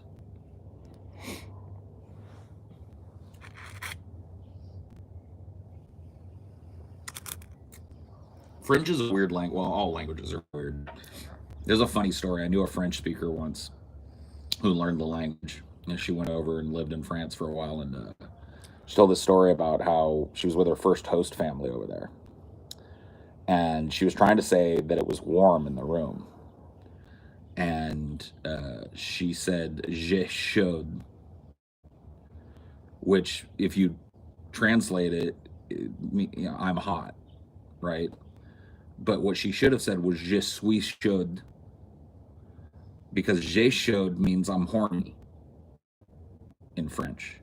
So when you take it out of the "je suis" and you make it the more informal "je," it becomes like, instead of I'm hot, it means I'm like hot. I'm like hot for you. Hot and heavy. Yeah. I'm ready to get down and funky. And so she was staying with like a group of really religious French people, and one of the first things she said to them is that she was horny. So that was pretty funny. It's a lesson you probably only have to learn once. I'm sure they thought it was pretty funny too.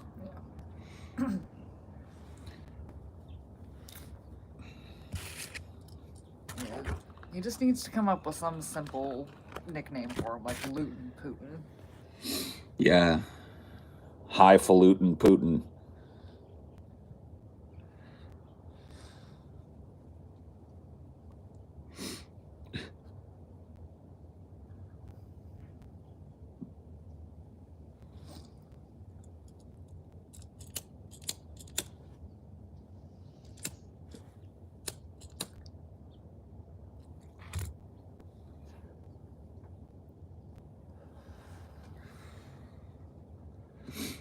Vladimir Sputin, dude.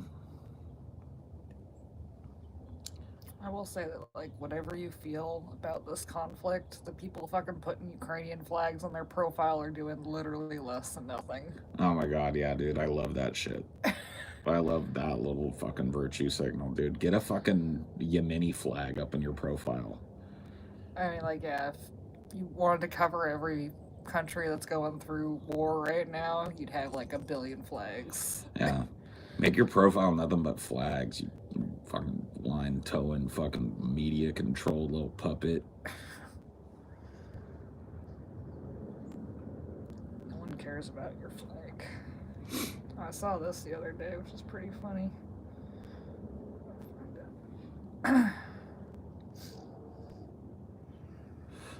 John Wick versus Jason Bourne versus Ethan Hunt versus Daniel Craig Bond. Who wins hand to hand? I think out of all those dudes, only Jason Bourne is like superhumanish. He's not a superhuman, but he's like programmed or whatever. He was in that Treadstone program where they like hypnotized him and made him into like the perfect war machine, and all those other guys are just badasses. But Jason Bourne is like a badass that was made even more badass. So I think he probably wins, even though he's like my least favorite of the group. That's probably why. Because he's not just a badass guy. He's like a guy that was engineered or whatever to be a badass. That's not fair.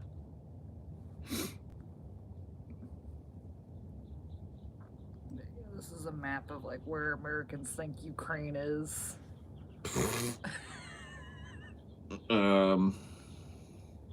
Got it. Nailed it. Yeah, it's over there somewhere. I want to know who thinks that Ukraine's in America. There are dude. literally people who think it's in Africa, and there's people that think it's in Australia. Just everywhere. Yeah, nailed it. But yeah, let's definitely listen to all the Americans and their opinions on what's going on in the Ukraine. Give me a break, bro. A bunch of idiots. It's over there. It's in this right there. It's over there. That's right there. Is the Ukraine. That big island down south. Oh, Jesus. What a bunch of maroons. Oh yeah, Brazil. Yeah, that looks like that looks like Ukraine. It's right there in Brazil.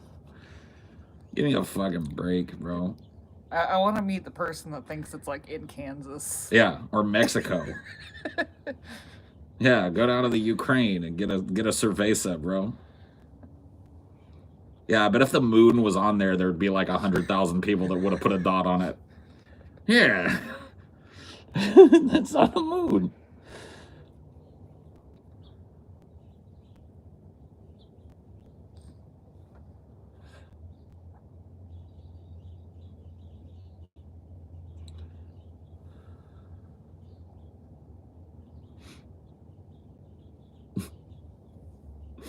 Whatever, bro. It's even worse because they've shown Ukraine on the map a lot lately. I know. Like, there's no excuse now. I mean, you have to know it's at least in proximity to Russia if you've been alive in the past 50 years.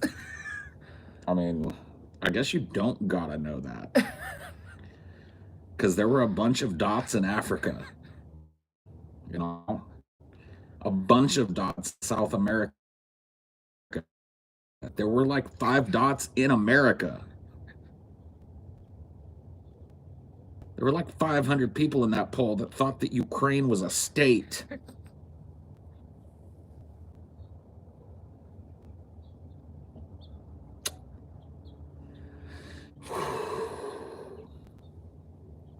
Good old America education, man.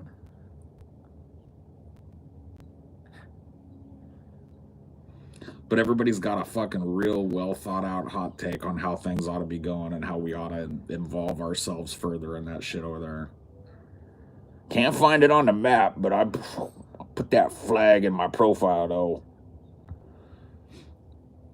CNN and all my favorite internet commentators are all saying the same thing, so I guess I know what my opinion is. Hold on.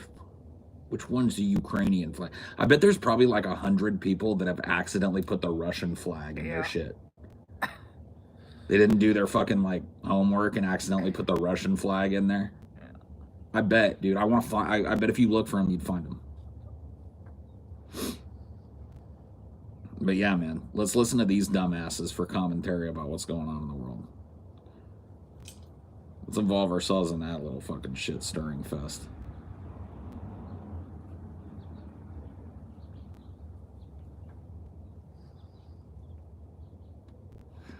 You know, there were people that, like, on the left especially, that probably had, like, a Libyan flag or, like, a Yemeni flag or whatever that had to, like, go, like, time to take the Yemeni flag out and put the Ukrainian flag in. Based on what? That's the thing that all the media people are doing, so let me do it.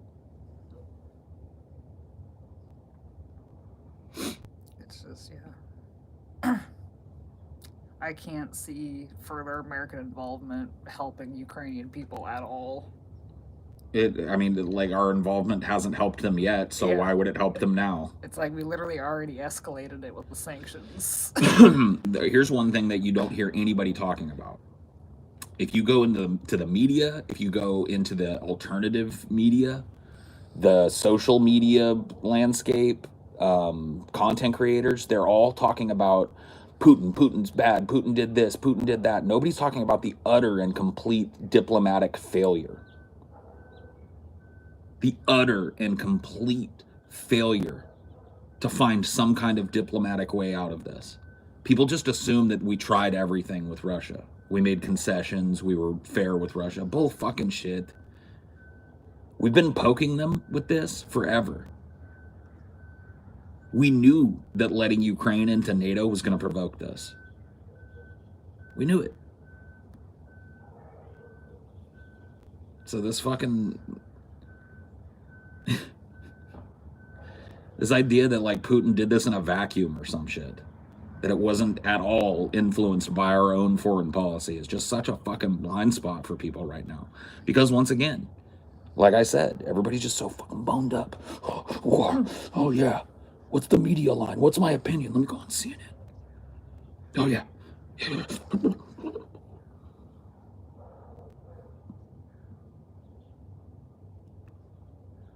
We got roped into talking about this again. I mean, it's inevitable. People are gonna fucking bring it up. What are you gonna do? It's gonna be the hot topic for like next month, probably. Unfortunately, yeah. Everything else on the back burner. Let's all pretend we care about what's going on in Ukraine right now. Yeah. Because that's what the fucking government tells us we should care about. That's the number one thing. That's, hey, stop all this stuff. All this work that we claim is going on, trying to come to a deal to get Americans health care and debt relief and stuff. Hey, put that on the back burner. Right now, everybody in America should be focused on Ukraine and Russia, man. And it's gonna work. It'll be months. It's like, forget the rent skyrocketing and there's no eviction moratorium and forget it all. Forget everything. Forget everything going on. And let's all focus on this.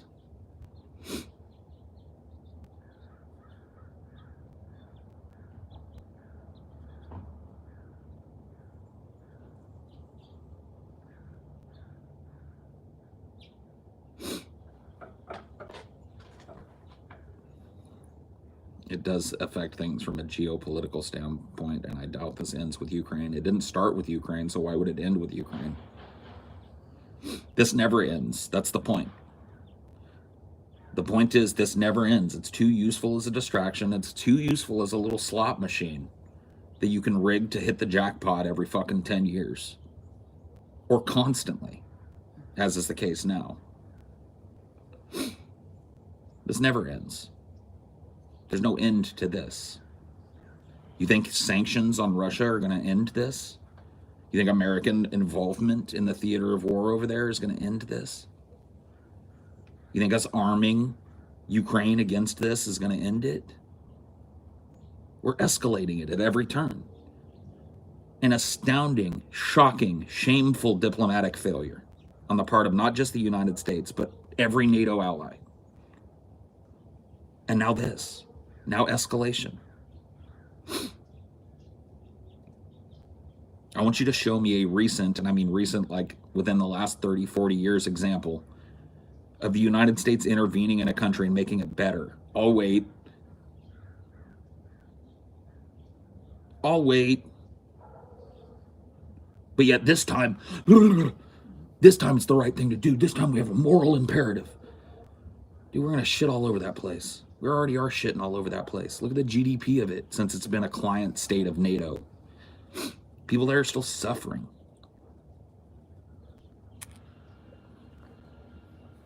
They're just a pawn in the fucking shit. Yep.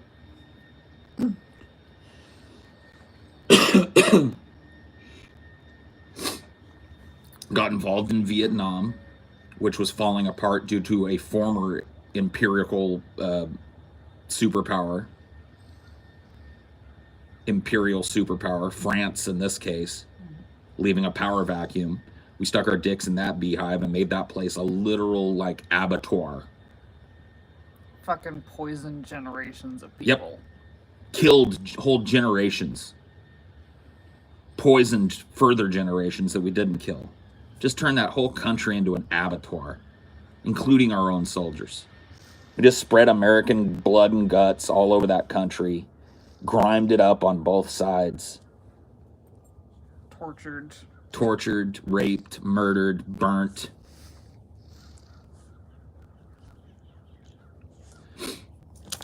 Then the Gulf Wars. Stuck our dick in that beehive. You think an Iraqi is better off today than he was in 1990? No. We Abu Ghraib just to find Saddam because he was oppressing them so much, hiding in a. We're still sack. Abu Ghraibing. Yeah. We're still imprisoning people. We're still supporting military operations in these countries. It's never ending.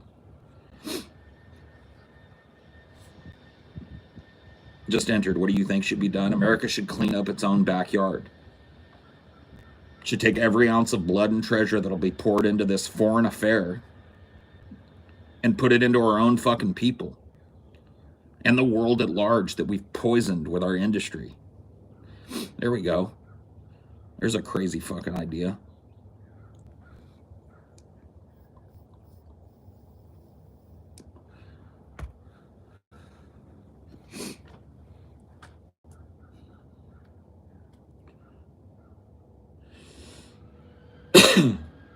We got some great songs from Vietnam. It ain't me. I ain't no senator's son. No. I guess so. It did spark a pretty awesome protest movement with a pretty awesome musical and artistic counterculture. So, hey, maybe it was worth it all along, huh? Maybe that's what we need to kickstart people again.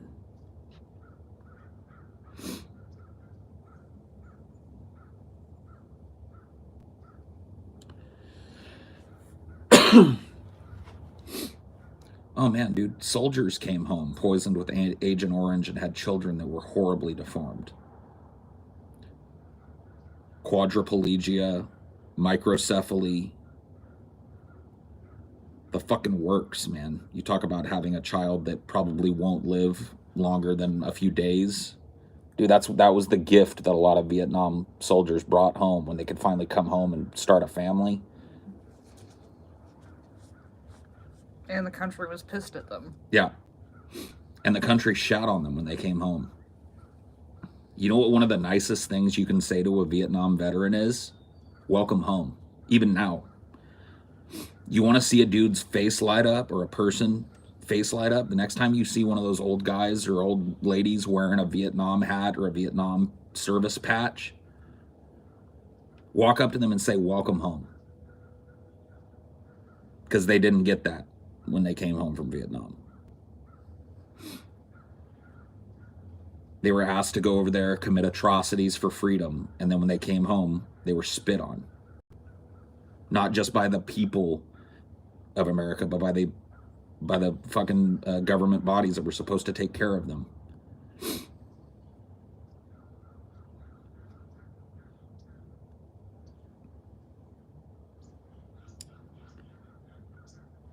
So, yeah, I'm anti-war. I'm anti-escalation. I don't see any kind of empirical evidence that America's military involvement in foreign countries provides stability or a better living environment for the people in those places. In fact, everywhere I see America's footprint, I see degradation, I see more war, I see fundamentalism, I see puppet governments, I see economic exploitation, I see mineral rights being stolen out from under the feet of the people that live on a piece of land. That's what I see in the footprint of America. I don't see a lot of flourishing free democracies sprouting up in the big boot prints that America leaves all over this country. So you want to tell me that us stepping all over Ukraine and Russia is the right thing to do? I'm going to call you. I'm going to call you on it. I'm going to ask you to show me another boot print of America somewhere else on the globe that's just filled with a vibrant and flourishing society. I mean, the only one I can think of is Japan. And that Japan is not a vibrant and flourishing society. Japan is an aging population with a completely and utterly untenable economy. Yeah. And it's a complete and utter military client state of the United States, not even allowed to have its own standing army.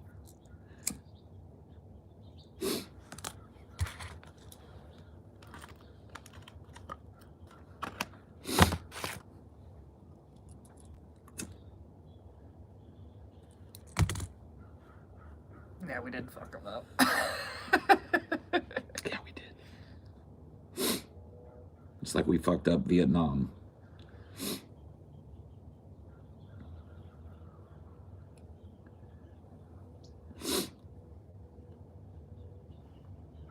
I mean, you want to make a moralistic argument for war, the only, and I mean absolutely only war in modern history that makes any sense is World War II. And even then, the motives that most people have to justify our interventionism in World War II, i.e. the saving of Jewish people, which is noble, was not the goal. The goal was bases all over Europe. The goal was American military hegemony. The goal was a bulwark in Europe against Russian aggression. And it was accomplished.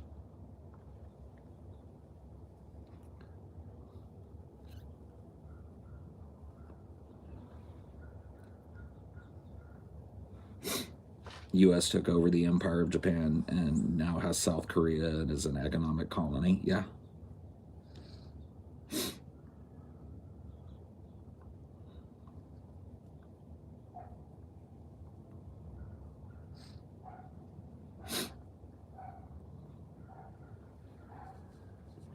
How are those goals bad? What goals? The goals of military intervention, creating beautiful, flourishing, functioning, free democracies where people live wonderful lives, because there's no example of it that you can point at. It's an outcome that's never happened in history. So It's like the amount of debt that Japan has is what, like, collapsed Greece. dude, if America pulled its military and economic support for Japan, Japan would become a client state of China overnight. There would be absolutely nothing to stop it. Japan has it doesn't even really exist as an entity unto itself. It's utterly owned and operated by the United States as a client state. We underwrite all its debt.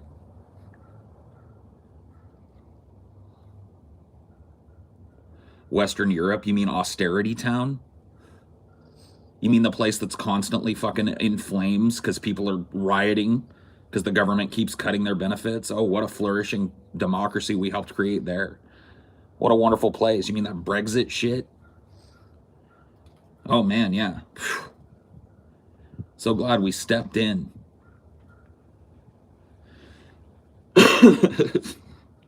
Can't even make the argument, bro.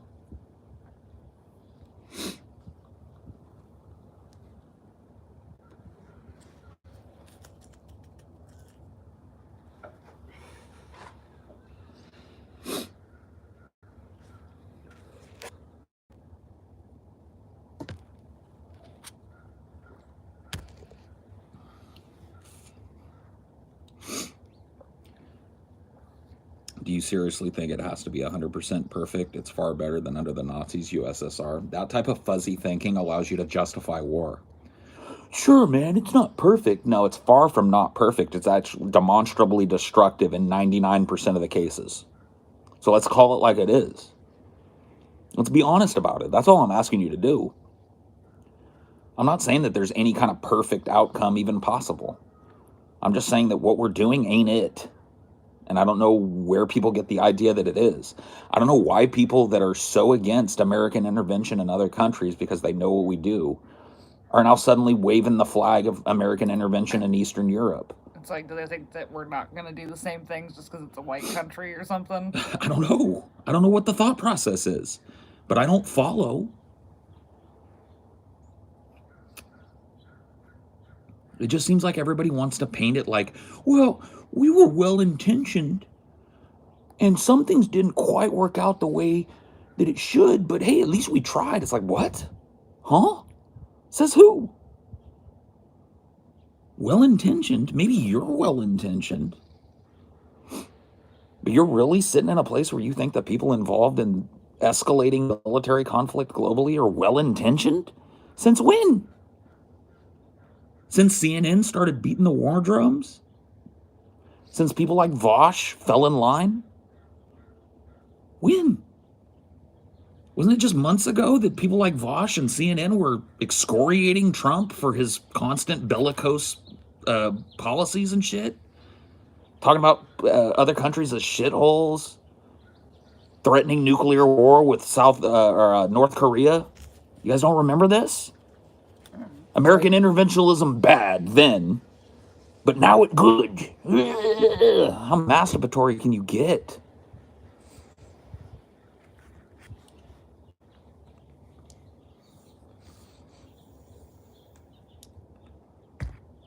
And ultimately, the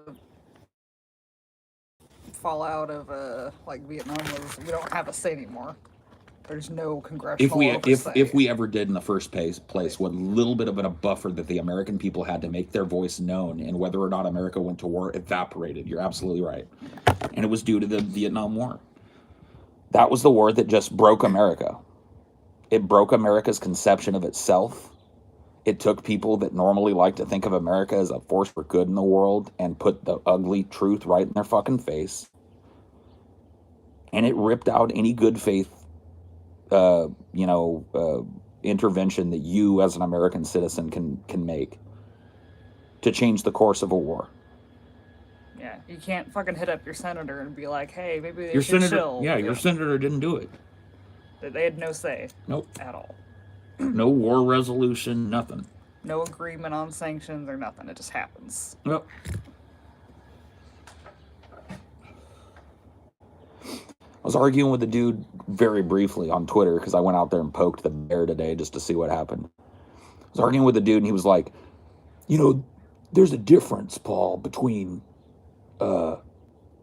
I can't even remember how he put it, but he was basically saying that, like, but what Russia's done here is invaded a sovereign nation.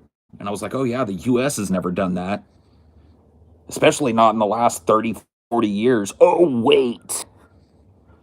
But for some reason, when them do it, it bad. When we do it, it righteous. I just don't. Sorry, dude. My inner mechanics don't work that way. My mental, I'm capable of that type of mental gymnastics. I'm not limber enough. Sorry.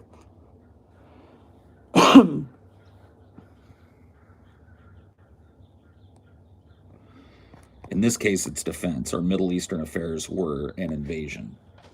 We said it was defense. Do you remember anything about how the Middle Eastern affair was sold as a war? We were liberating them from tyranny. We were stopping them from being oppressed by their government. Yeah, we just tortured their people to find their dictator. Like that Saddam thing I watched was like obviously heavily laced with American propaganda, but they couldn't like make Abu Ghraib look any better than it was. They were really torturing people to find Saddam Hussein hiding in a hut. Yep. It wasn't even the torture that led them finding him. It was human intelligence on the ground. They weren't led to Saddam Hussein's hiding place by anybody that they incarcerated.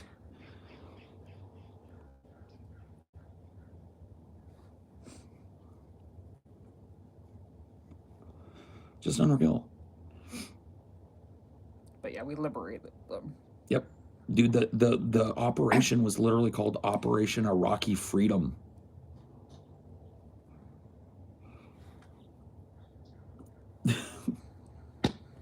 What? Freedom from what? Limbs?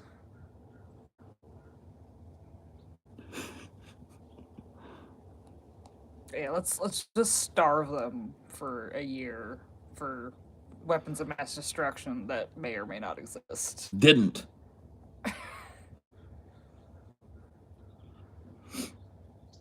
Yeah, the Iraqi police force followed up leads and worked with the American military and found Saddam Hussein hiding in a hole, half starved. Had nothing to do with Abu Ghraib, had nothing to do with any of the high value detainees that were boarding and torturing and locking in coffins. And like, how do you get behind the military that did that? Think about this. The same people that oversaw that absolute degradation of humanity are now the people that are beating the war drum in Eastern Europe and arguing for our further fucking entrenchment over there. Are you kidding me? You want me to take that side? The side of the people that tortured people because, not even because they thought it was working, just because.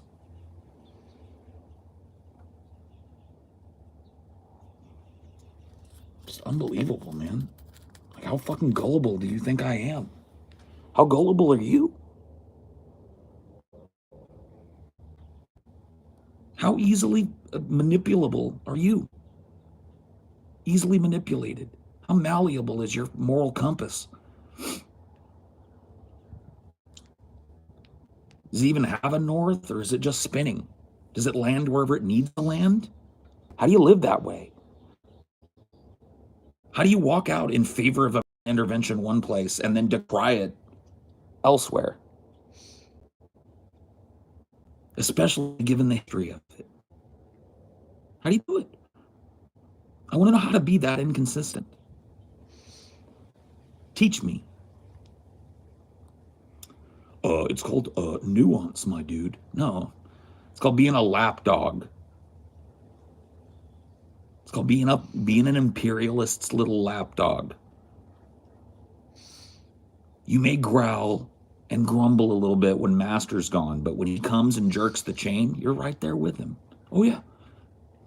Yeah, we've got such a great track record of American intervention, just making the lives of the people flourish. Let's get on this.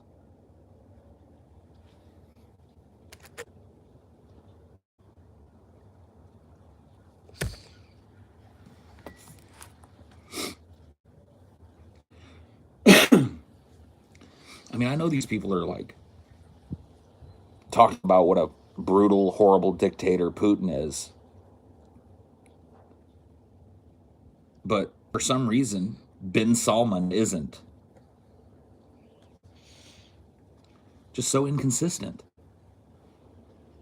You know, if the people of Ukraine deserve our liberation, why don't the people of Saudi Arabia deserve it? Why don't the people of Palestine deserve it?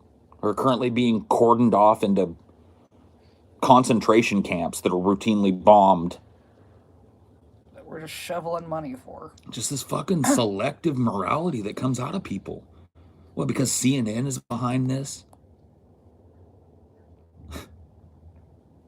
That's how easy it is for you to just turn your brain off and forget what America does militarily? What do you think's going to go on?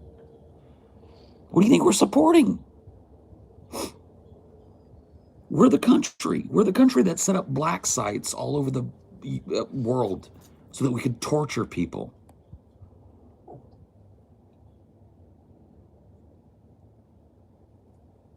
Since when did we become the man in the white hat, bro? Like, how many quote-unquote Russian spies are going to be captured and tortured if we get further involved? It's gonna be a bloodbath on both sides. It's gonna be a horrible degradation of humanity on both sides. And anybody that's arguing anything different is just fucking ignoring the truth in favor of going along with what feels good. God, it feels good to be on the tribe that's doing the right thing, doesn't it? Let's ignore the fact that every time that tribe does the right thing, the lives of the people in that country. Never mind the fact that that tribe has a routine history of using smaller nations as chess pieces and leaving them out to fucking dry when it's no longer, worth it. But this time, no. We're on the side of angels. Hey, we got to do something, man. Give me a break. Tell me another one.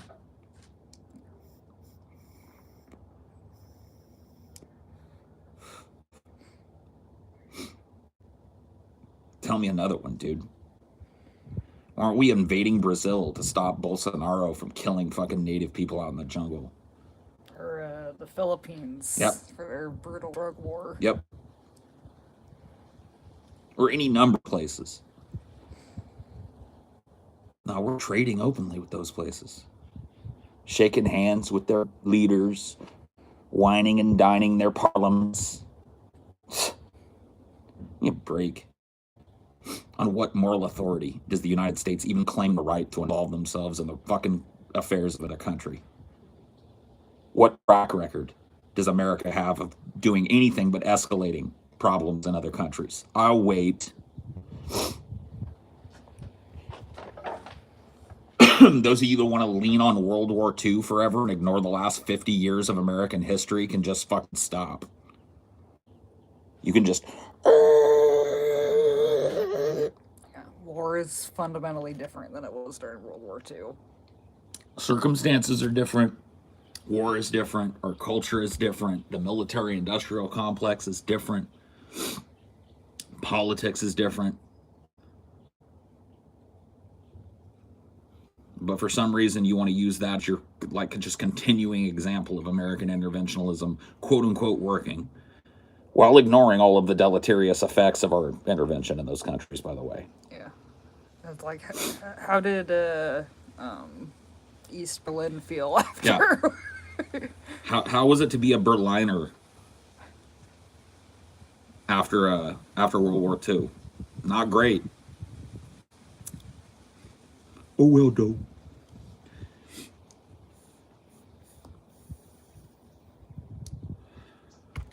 Okay, what about Kuwait and Kosovo? You a woman? You know a woman? Have a woman that you know go to Kuwait and walk around without a headscarf on and see what happens. You think the people in Kuwait are doing any better because of our intervention there? Still a totalitarian Islamist government. Still a horribly, brutally oppressive place to live. And I'm pretty sure so is Kosovo. So Yeah, and then America bombed Iraqi civilians to punish them for attacking Kuwait. Yep. What are we talking about here? It's better than Saddam, is it? Is that you saying that, or is that the Iraqi populace saying it? Because I'm pretty sure most Iraqis that remember Saddam's reign would probably rather be living under that than what they're currently living under. Realize like over 1 million people and running have been killed in Iraq in wars of like white phosphorus has destroyed whole cities in Iraq. Moving the goal. I'm not just talking to you, Bright Sky. It's not just me and you. I'm not. Somebody else brought up Iraq, and I answered them. I'm not moving the goalpost. I know you mentioned Kuwait, and I answered you. Have your mom go over there and take her headscarf off in Kuwait and tell me that Kuwaitis are doing better than they were in the fucking 90s. Tell them shut up. Yeah, and you know what the motivation for Kuwait was? It wasn't fucking protecting Kuwaitis, it was their oil. Oil. Access to the oil fields. And you know what America did? Seized all of Saddam's oil fields and never let them go. Whoops. But yeah, but we totally did it out of the goodness of our hearts. I had no It was the Kuwaiti people's yearning for freedom that cried out to America to intervene. And now, because of us, a Kuwaiti woman is still going to be beaten with a stick in the public square if she has the effrontery to not go outside wearing a giant fucking black cape over her head. What a force for good we are in this goddamn fucking world, bro. Oh man, you got me. You convinced me. Yeah, we after we saved them from Saddam, we gave them all of their oil back. We made no claims on their oil. It was all theirs. You can take the headscarf off if you have the right passport. Oh, I take it all back, bro. So Kuwait is not only horribly brutal and oppressive to its women, but it's hypocritical too. It allows tourists to come in and stay in resorts while it treats its own population brutally. Oh, never mind. I take it all back. Fuck, I've been wrong this whole time. Goddamn. Imagine making that argument. Imagine making that argument. Imagine being a person whose head is so far up their own ass that you actually type that.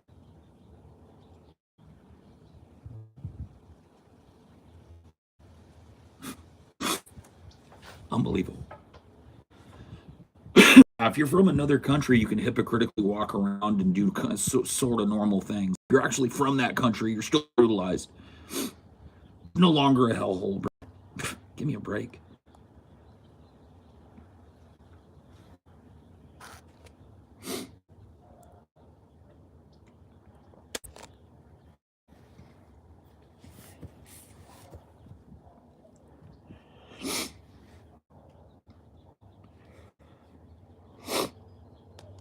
Anybody with a conscience should be anti-war. It's not just the Dems I'm going after. It's everybody in this fucking country that's participating in this bloodbath, participating in this like semi-annual war orgy. It's all these people that are going to be looking back on this and criticizing the United States in 10 years for what a fucked up job they did, that are all just facilitating it now. I don't care whether you got a D or an R next to your name. I don't care. You're for war, I'm against you. That's it.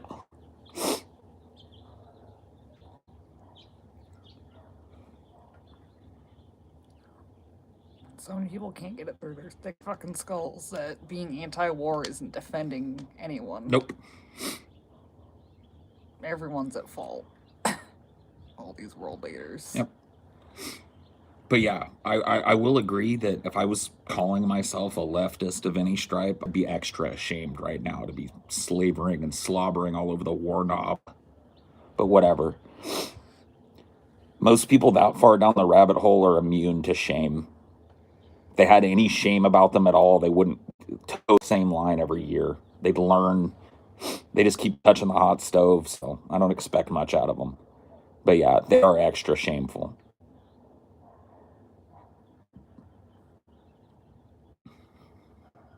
There's a little extra shame.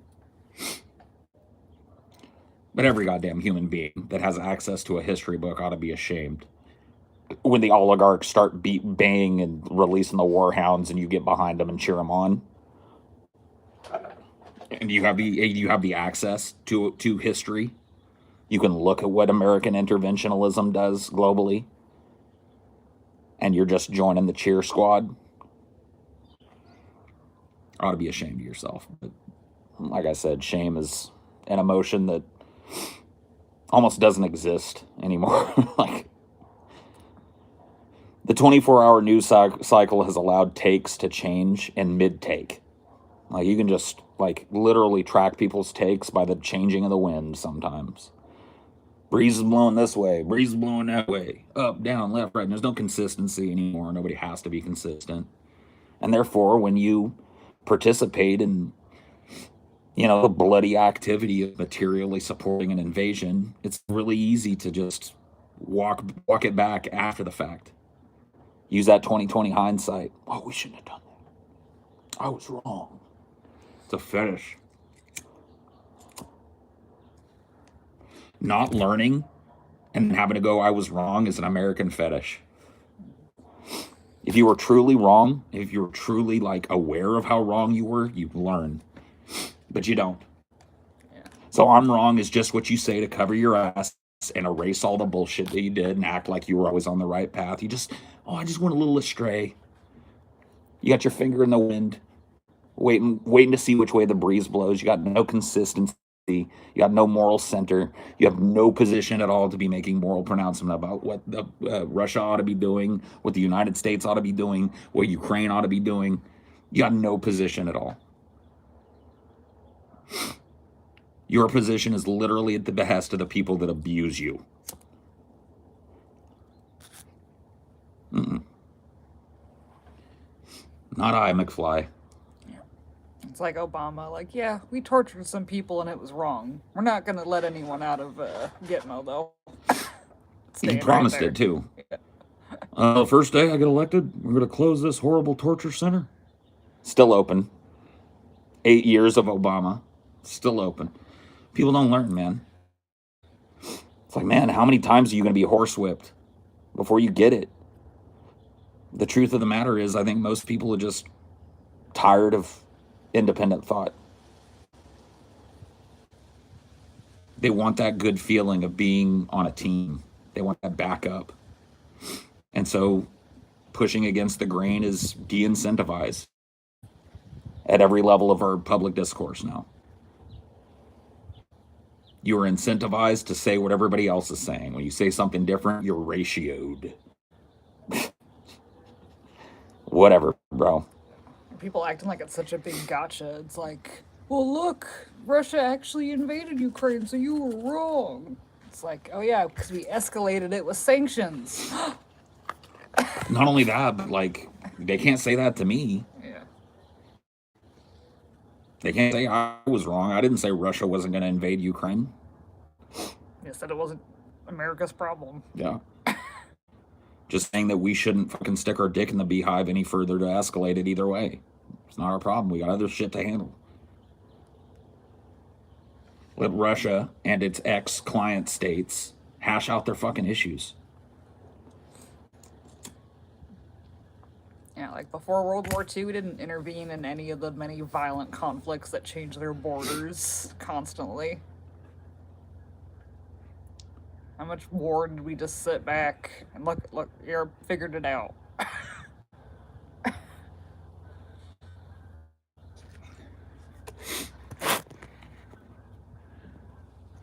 You said that Russia is just posturing and wasting our money. They're still doing it. I wasn't wrong. They're still doing it. They're doing it even more now. Because now we're really getting sucked in. Yep. I don't think they want to destroy Ukraine. They want to own it. Absolutely. Ukraine used to be part of the United Soviet Socialist Republic. And now they want it back. That's what's at the heart of this. That, and they want to be... They don't want NATO up their asshole. Right. They want to be antagonistic towards NATO, as NATO is antagonistic towards them. Period. That's what it's about.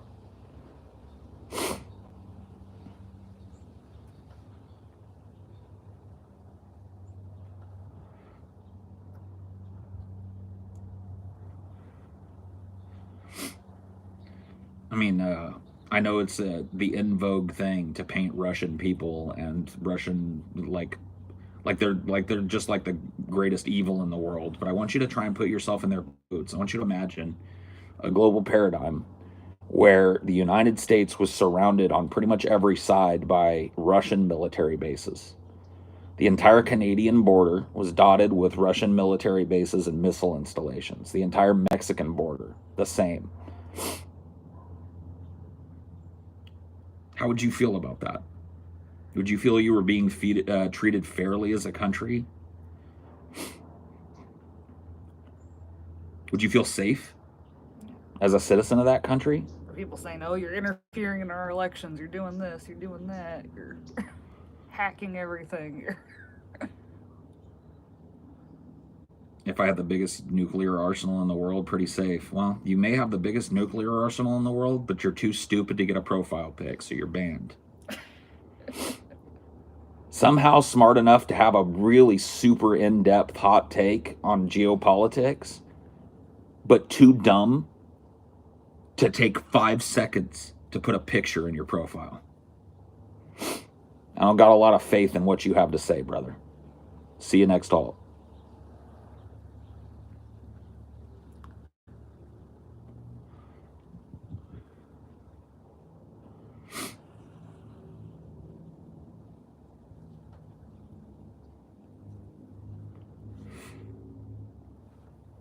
So sorry, man. I'm going to go ahead and go with consistency in my anti-war position. I'm going to go ahead and say that American interventionalism has been a stain on human civilization. It has been a negative for every population that's experienced it, and that it will be the exact same in this instance. That's my position. And if you want to change it, you're welcome to try.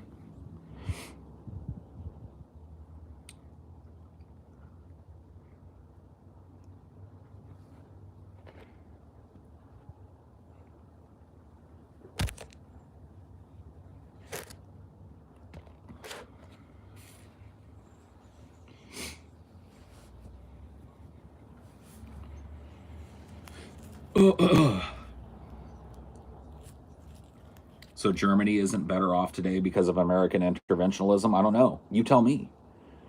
What's life like in the alternate universe where Germany wasn't invaded? How has society changed in that alternate universe? I don't have that channel. I can't afford the multiverse channel. So authoritative. How do you know? How do you know that our intervention in fucking Europe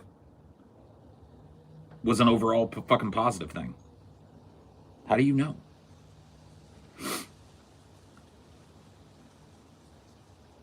And once again, setting aside that fucking rhetorical question, because the answer is you don't.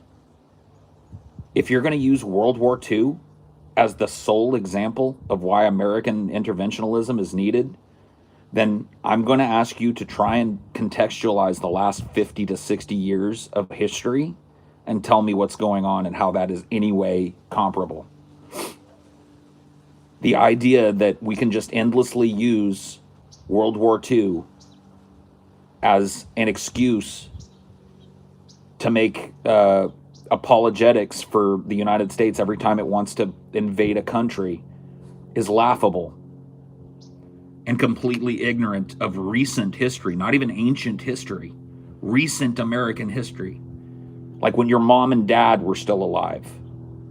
Like I lived through a lot of it. Like you were born into war, probably. Yeah.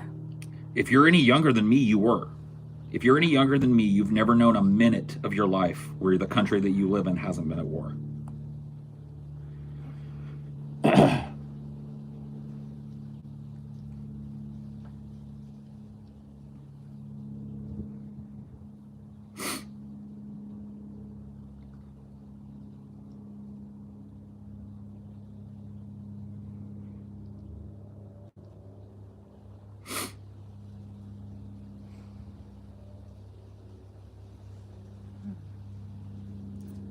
those are icicles. Dude, everything is an icicle out here. It is cold, and I've been rambling all morning.